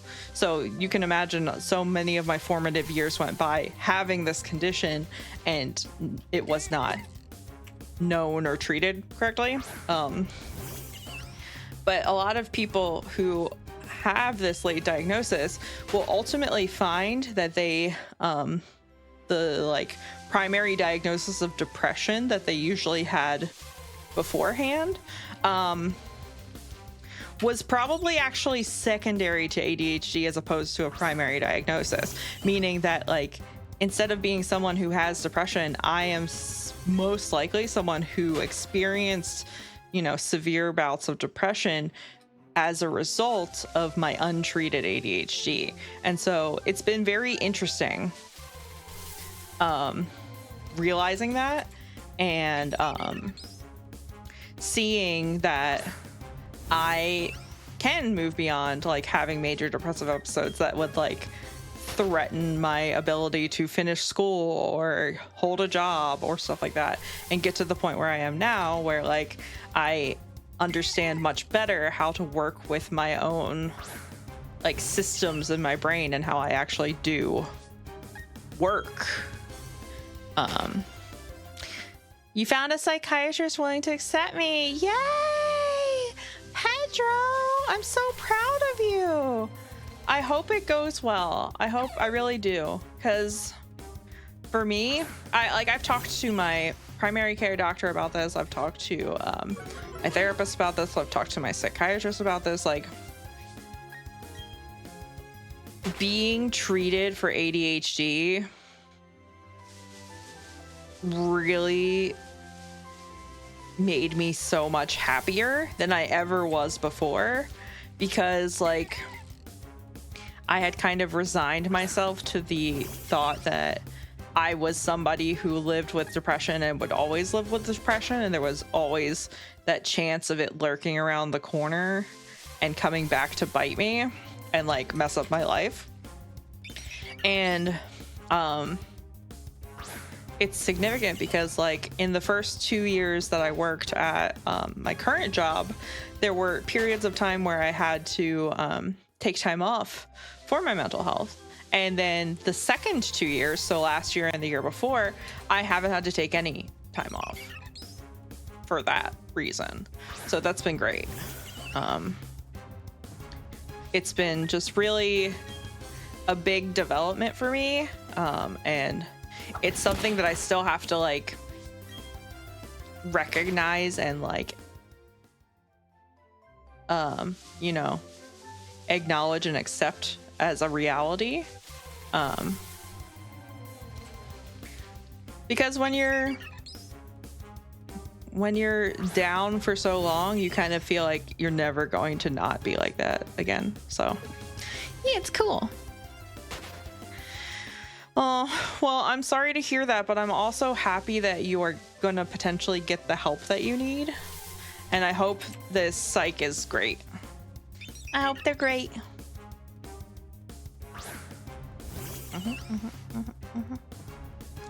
Serious mental health talks during Pokemon time. Yeah.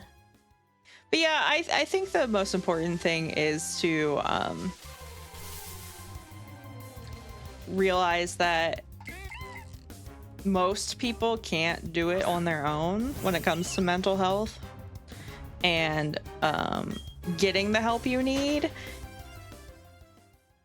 is something that won't have to be like forever, like we were saying, Cloud Factory was saying, like it's a regular checkup that I have therapy every month now instead of every week, and it's something that you can learn and grow from, because it is a legitimate skill, being able to self-reflect and, you know, speak to yourself in a way that is compassionate and, you know, take care of yourself. Those are all skills, and they're things that need to be practiced. So if you don't know how to do them appropriately, or you don't know how to do it in a way that doesn't harm you also, like, you need to learn it from someone else first, and then you'll get better at it over time. But yeah, mental health is really important, because ultimately we're just a bunch of brains. We have bodies, but we are the meat inside of it. We're the head meat. We got to take care of that head meat. Oh my god, it's nighttime. Cricketot will be showing up. Brains in the flesh mech. Yes, it's so true. Ooh, look at that sky. It's so pretty.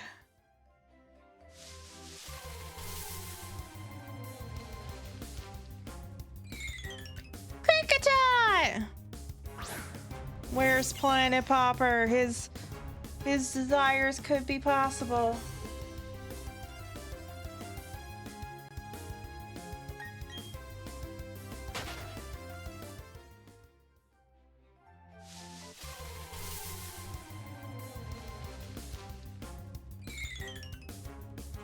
Yeah, not shiny yet.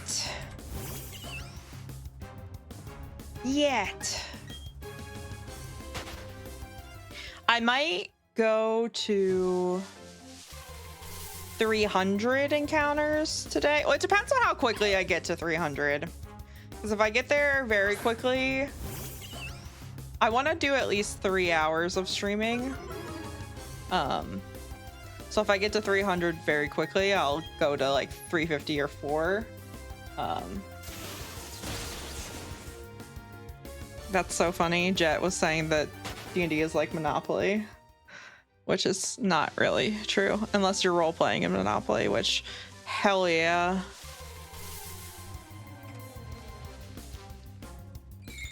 I've role-played in Risk before, lightly, not very seriously. It was mostly joke roleplay. But I, one time when I was playing Risk with my family, I decided that where I started on the board, it was too hard to take over any particular continent. So I was going to just put all of my forces on Egypt and create a pyramid. And honestly, as a strategy, it worked better than you would think. Because just having so many forces on one country meant that like it was very hard to get through that area to get to any other places. And I think the way I'm trying to remember, because it's been a hot minute since I've played Risk, but if I remember correctly, there is a decent choke point when you are in control of Egypt. So you cut off one of the few ways that people can get across waterways. So I was a thorn in my brother and sister's side for a while.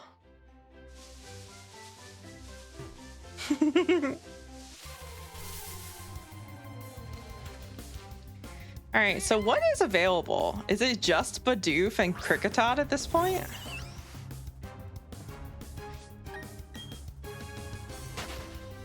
Or can you still get Shinx at night? Oh, answered my question. Thank you, Shinx.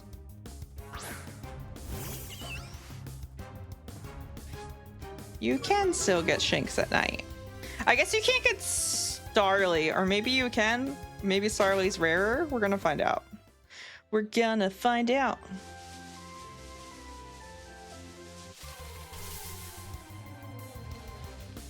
Oh, you can still get Starly. Okay. So basically, it's a 4 encounter route. I was a thorn in their side. You're so right. I didn't even think of that being a cactus pun. You're so right, Leonix. Thank you. He threw the game away? That's crazy. You ruined that man's whole enjoyment of a game. That's wild. That's hilarious, actually. What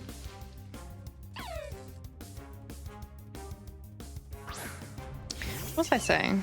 Or what was I thinking of? Oh, I remember I had never played Settlers of Catan before, and one of my roommates in grad school, I lived in a townhouse in Northern Virginia while I was going to grad school with 4 other people, but it was a 3-story townhouse and it had 5 bedrooms, and one student we never saw because he was never home. This is actually kind of crazy. I literally saw him more times at school, like on the street in Washington, D.C., more often than I saw him at our home, at the apartment we both rented in the 2.5 years that we lived there. Wild. Because it was not a small school by any means, but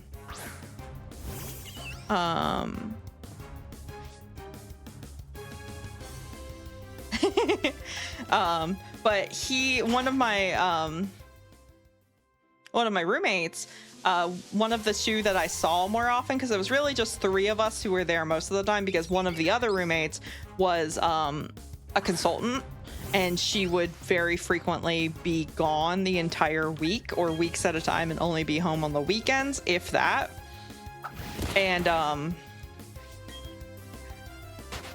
so it was essentially like 3 people living most of the time in a 5-person house. So we were splitting rent 5 ways, but you know, we didn't have to deal with 5 people, which is great. And I had the master bedroom, so like I had my own bathroom, so I was Gucci basically. But anyway, we played Settlers of Catan for the first time, and I had never played it before, and this was my roommate Sean's favorite game, and I like crushed it. I had never played, but like I understood like the strategy immediately, and I ended up with like a lot of the different ways you could win, but also the longest road, and like it was just crazy. Like I got so many points. And he did not throw the game away. We played more times than just that, but I could see that he was a little bit like surprised and slightly taken aback that like I crushed them both the first time I had ever played it. But he was also like, you play a lot of games, so I guess it makes sense. Like he even said that, and he was a good sport about it. It was just very funny. Oh yeah, it was a great apartment. That was really, it was a good time. Other than the crippling depression of untreated ADHD while I was in grad school. Yeah, that was a rough time. That was actually like when I had the worst depressive episode I've ever had. But I got through it. There were long-term stressors about it, but I did get through it eventually. And I am much happier now, and like not just happier, but also like more content and more able to like deal with challenges. So thank you. I appreciate that. Oh, it definitely was like it was not a good time. But it's one of those things, like there was a long period of time where I couldn't even talk about I couldn't talk about my senior year of undergrad or the end of my grad school careers because like I felt so much shame about how they turned out. But now that I am like, you know, in a much better headspace, I realize that it's a thing where I was not being supported in the way that I needed by anyone, including myself. Like it wasn't just on other people, it was myself as well. But I didn't know, and it was something that I couldn't have known on my own. And so now that I do know, I recognize, you know, that's a period of time that was really hard, and I went through it, and that is part of my history and who I am today. But like it doesn't define me, and I shouldn't feel shame about something that I like couldn't control and wouldn't choose to do to myself if I had the choice. So, but yeah, oh, thank you, Pedro. I appreciate it.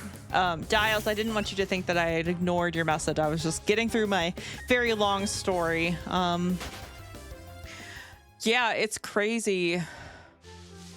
It's like, I think there is a significant chance that I am also ADHD. Like I have autism and ADHD because like I've taken, you know, tests for it, and like they're just like there's symptoms that I exhibit of both conditions, but you know, they're also, there's a lot of like shared symptoms between the two conditions. There's a lot of similarities, you know, so I could just have ADHD. Who knows? It doesn't really matter because like I'm at a place where I understand how to like advocate for myself and like figure out how my brain works and like how I perform work and like take care of myself. But it sucks because like that experience you had to go through for your entire childhood into your young adulthood is crazy. Because doctors didn't do their due diligence. Like, and that, it sucks because that is not a story that is exclusive to you, and it's not a story that's exclusive to any one country. Like, you and I live in completely different places. You're a guy and I am not. Like, and just the fact that we were failed in the same way by a series of medical professionals over the course of our life until we were already adults, like crazy. But I am so glad that you finally got there and like you understood what was going on with you. And like, I don't want to say what was wrong with you because there's nothing wrong with you, but like you know, you understood now the reasons why people around you might think there was something quote unquote wrong with you. And I want to reiterate, nothing wrong with you. But it's just so crazy. I was thinking about this yesterday. I don't know what brought this on, but there was a time in high school where I was trying to express what I now realize is like some of those thoughts of how I differed from other people in terms of just brain working. And I was telling this to my friend who was my best friend at the time, and ultimately we would end up dating, and then she insisted that she was straight, so we were never dating even though she was breaking up with me, and called it a breakup. And like, that's a whole can of worms in and of itself. But anyway, that is to demonstrate like we were close. And so I remember telling her that I felt like I was a mirror and I would just reflect things back on other people I was around, and I didn't have like emotions or opinions of my own. I was dependent on other people. And I just remember her saying to me, "Gull, you're not." Oh, this is another thing where Gull thinks she's so special again and so different and weird. And I just remember being like so stung by her saying that, because I was like trying to express something that was very difficult for me to understand. And like I felt separate from other people. And she was just like, "Oh, Gull's being special again. She thinks she's so different." And like, it sucks because looking back, I was absolutely at age, like, I don't know, 16, trying to express how I felt like I was viewed differently in the world and how I didn't fit in a way that everyone else seemed to. And she was the person that I was closest to, and she was so dismissive. And so obviously that like affected me greatly. And I was much less likely to open up to anyone for years after, because like that was someone I trusted, and she had like basically spat in my face verbally. But yeah, you have a backlog of TTRPG systems you want to play? Yeah. Oh yeah, like that's so annoying. Like so many people are so dedicated to just playing D&D only and aren't interested in like branching out. I would find that a lot too. And like on the looking for group subreddit, because that's how I found most of my games. I would go on looking for group and I would apply to games that I would play virtually. So many people were just like only play D&D and weren't willing to try other things. It was very, very tough.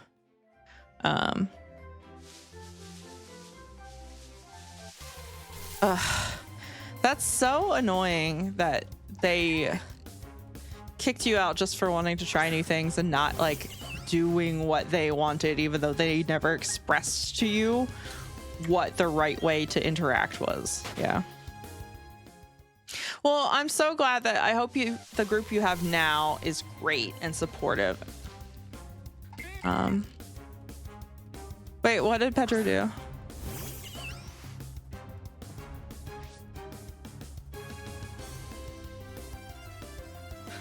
Wait, what did Pedro do?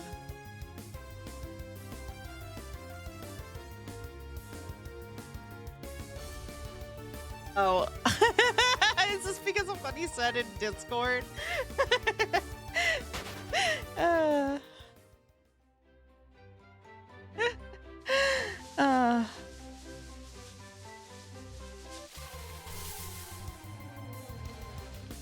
Yeah. Yeah, unfortunately for me, I was the one who recognized that I could be attracted to women, and my ex was the one who insisted she was straight, even though she was the one who broke up with me, and she even called it a breakup. She said we have to break up, but she insisted she was straight, so make it make sense. But you know, whatever. That's something that I got over a long time ago, but it affected me very deeply for a long time. Oh yeah, it was absolutely, she like in retrospect, like I clung to her very hard because like she listened to me in a way that a lot of people hadn't before, but it was just that like 9 times out of 10 she was willing to listen, and then that 10th time she was so dismissive it was like being punched in the gut when she would like say something just offhand to me, and like, you know, but she was ultimately a very selfish person. Yeah, D&D is fun. Your overall experience with Pedro. Yeah, it's one of those things that happens. I mean, it's honestly, it's not something that like upsets me anymore. It did for a while, like when I was in college. Immediately after that happened, like it was very rough, but you know, it kind of happens. Like I think everybody is going to have a relationship, whether it's friendship or family or a romantic partner, where you put more of yourself into the relationship than they did, and they just make it so you realize that they weren't worth doing that. And like, I think everyone's gonna have that experience at some point in their life. It's just that was the one for me, and luckily it was early and it was not that serious, so I got over my trauma from that a while ago. But thank you, I appreciate it. It was wild. Definitely delayed my coming out, but you know, that's a whole can of worms anyway.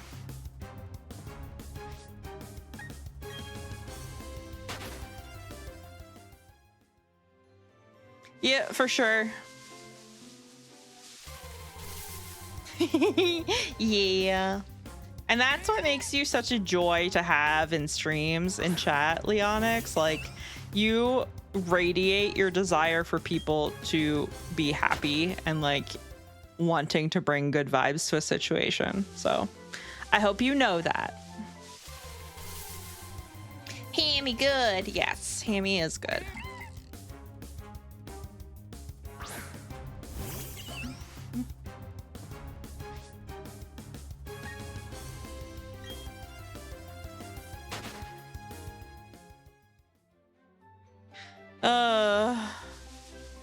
That's so rough, Giles. It's so funny because like so many issues, especially in TTRPGs, so many issues could be resolved more amicably if people just like expressed when they were like annoyed with something. Because like, I guarantee you were not trying to be the main character or hog the spotlight. And who is to say if you even did, or if that was just a baseless like thing, like accusation they had. Like, but knowing you through stream, I guarantee that if you had been told, hey, it's not cool that you're doing this, you would have adjusted the way you interacted and played in order to make people more comfortable and to accommodate, like, because you're not an asshole. So like, it's annoying that people aren't willing to communicate. Aw, thank you, Cloud Factory. Yeah, it did suck, but it also, like, you know, it could have sucked worse, I guess. Like, it sucked enough, but you know, it's something that I've thought about and reflected on and worked through, and like, you know, it's one of those things where not every situation that is like a bad memory are you going to be like wholly unresponsible for that happening, because like there's always things that people contribute to situations, but in that case it's pretty clear cut that she was just very selfish and self-centered, and like she liked the attention I gave her, and she didn't really care that I was, you know, so willing to care for her if it meant it wasn't what she wanted or it wasn't what she thought she should have. Because like, in reality, the reason she gave for like the breakup that wasn't a real breakup, quote unquote, because she was straight, quote unquote, was that she needed to go to college and have a boyfriend because that's what she was supposed to do. And so like that's just, you know, internalized homophobia against herself. There's nothing I could do about that. It had nothing to do with me. And I was just the unfortunate collateral damage in that situation. But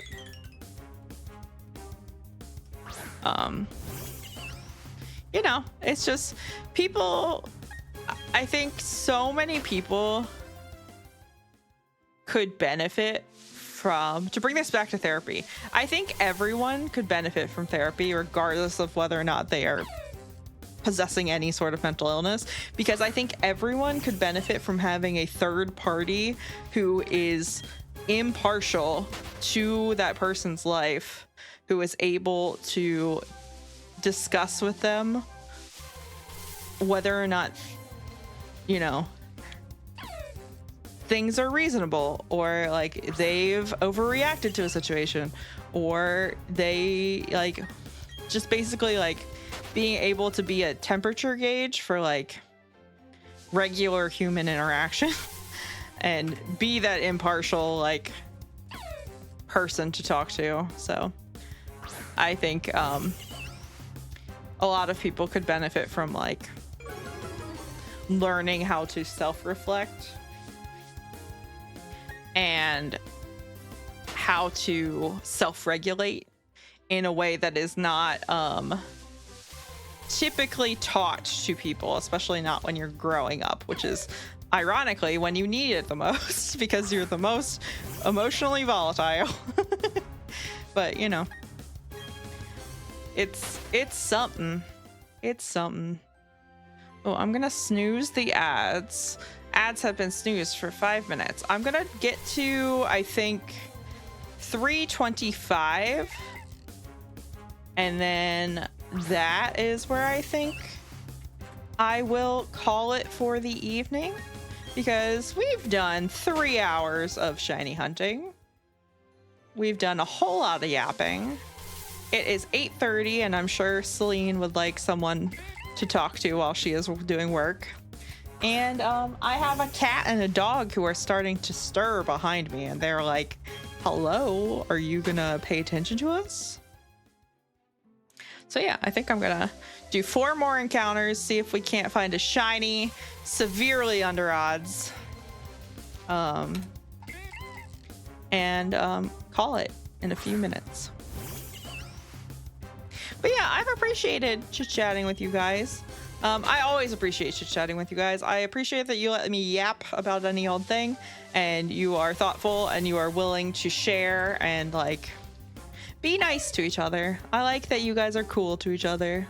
The animal stirring, yes, that is absolutely when you know things need to move along, because they are the sleepiest bears in the whole entire world.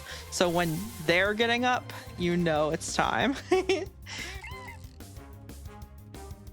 Yeah, this has been really fun, and I'm going to try, we'll see, like it's always up in the air when like during the week. It's up in the air all the time, let's not pretend it's just during the week, but like it's always up in the air when I'm going to stream. But I want to try to stream again sometime this week, hopefully in the next 2 days. Oh my god, Anze, are you coming in again right when I'm about to end? Are you cursed? Oh my god, I'm so sorry. Now I feel like you're gonna think that I'm doing this on purpose, but no, I was literally talking about ending at 3:25 encounters. I am so sorry. Oh my god. Yes, Way. I'm so serious. Maybe I could go to 350.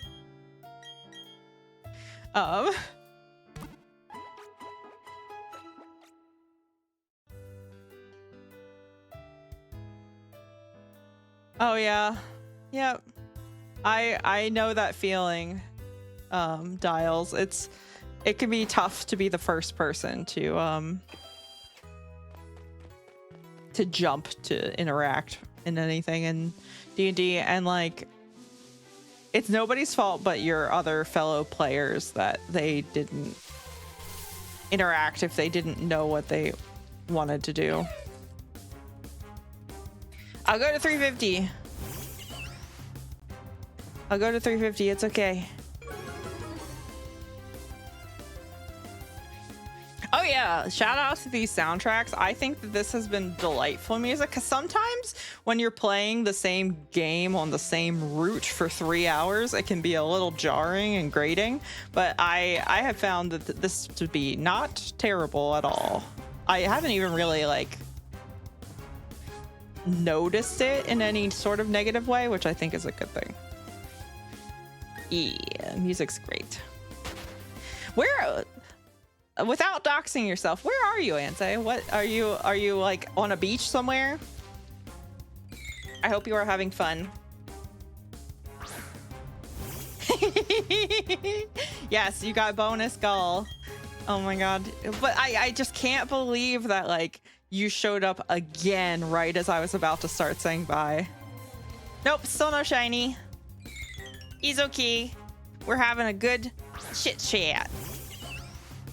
I can feel it growing closer though. The shiny approacheth. I know, yes, Cricketot is here. Yeah. I think she's playing Infinity Nikki tomorrow, but she's playing Veilguard the rest of the week. No, I don't want to know. Like, I don't want to know exactly where he is. I just wanted to know, like, what you're doing. Because I think I missed whenever you, like, announced that you would be going on vacay. So I was just curious. No, don't commit seppuku right away. Although now I think she's used to it. Because Dark comes in every time and just does it right away. So does Brobobo, I think. Hi, baby. You're a good girl. You're a good girl, too. I got the kitten and I got the baby. They're both trying to get my attention. Hi, baby. I know. I know. I'm going to get up soon.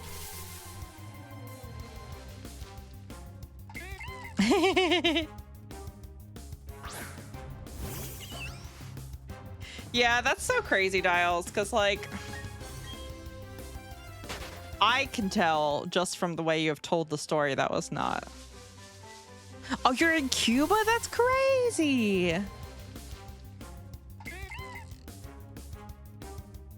Hi, baby. Is it warm? That's like the dumbest question, but is it warm? What's the temperature?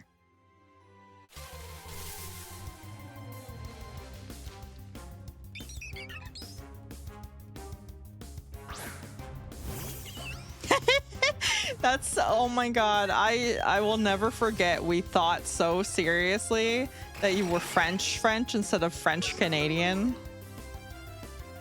No. We were just stupid. It was so funny though.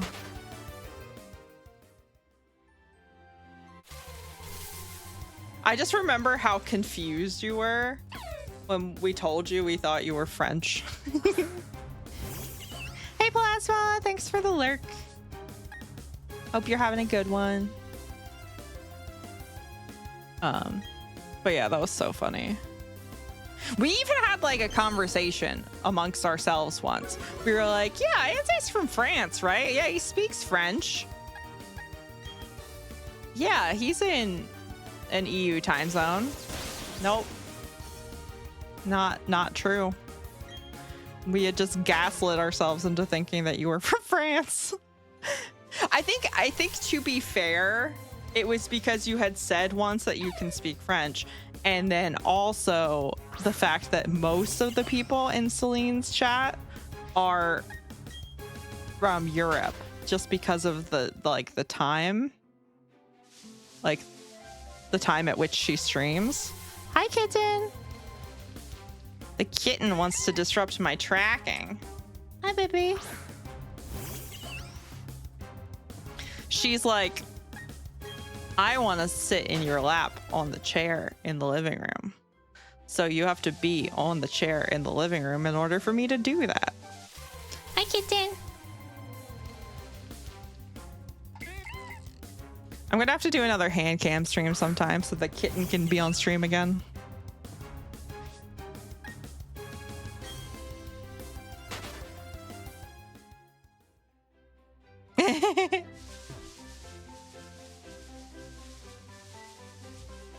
Oh my god.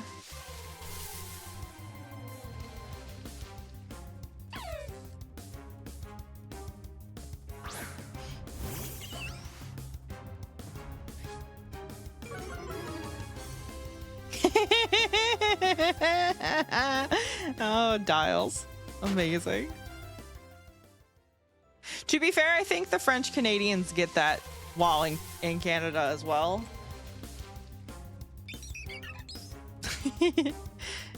They get French Canadian slander from other Canadians. Handcam unboxing of the ASMR aid. No, you wanted me to get banned on Twitch. It is really funny though. It's it literally looks like a cupcake. It's got confetti inside of it.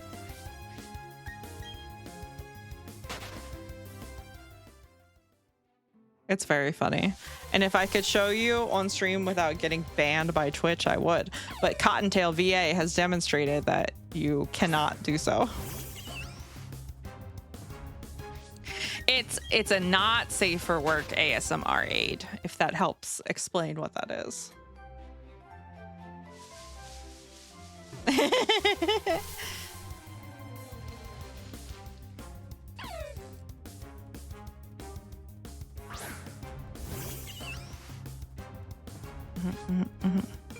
What do we think, folks? Do we think there's a chance that in the next 5 encounters we get a shiny? I mean, statistically, there is a chance, but do we think it actually happens?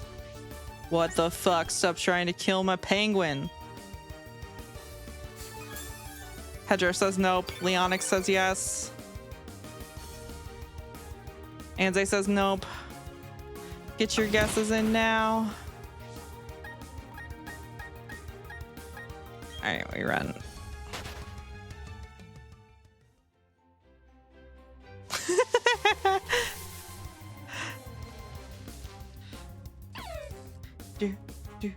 I mean, that is in a way an ASMR aid for sure. Yeah.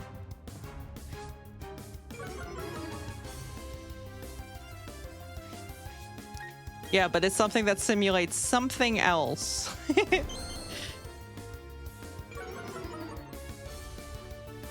And would be made of silicone.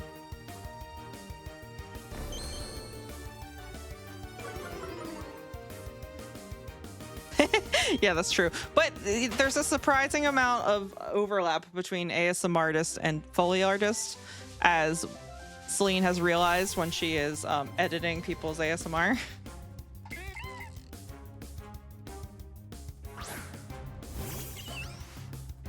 So I have for shiny when Piplup isn't, because the idea behind a badge quest is that you hunt for the shiny. So I guess I could have, because the starters aren't shiny locked, I could have done that, but I chose not to. But I didn't want to sit there and soft reset that many times. Also, hello! Hi, Dark Koopa Troll. Yeah, I just didn't want to do the soft resetting. It didn't seem as fun to me as running around in circles, but you know, maybe I'm wrong.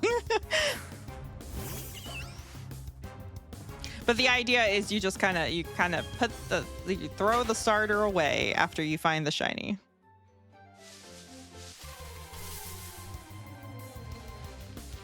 All right, and it looks like Anze and Pedro were correct. We did not, in fact, find a shiny within the first 350 encounters, but that's okay. We could keep going until we get a shiny, but it's 8:37, and I said that I would go hang out with Celine at some time. Plus, what if we find the shiny too quickly? That's, you know, crazy. But yeah, thank you so much for hanging out. I'm so glad that I got to talk to you a little bit, Anze. I'm so sorry that I almost ended stream immediately after you showed up again. What crazy timing. I hope you're enjoying your vacation. Thank you, everybody. Thank you, Leonix. Thank you, Cloud Factory. Welcome, Dark Coup Patrol. Thank you, Pedro, Dials, Planet Popper. You guys are wonderful. This has been so fun. I've had such a good time, and let's do Pokemon in the dumbest possible way again some other time this week. And thank you all. I hope you have a great night, and come check out Celine's stream tomorrow morning at 8 a.m. Celine Whitetail. And yeah, have a good one. Thank you so much. Okay, bye.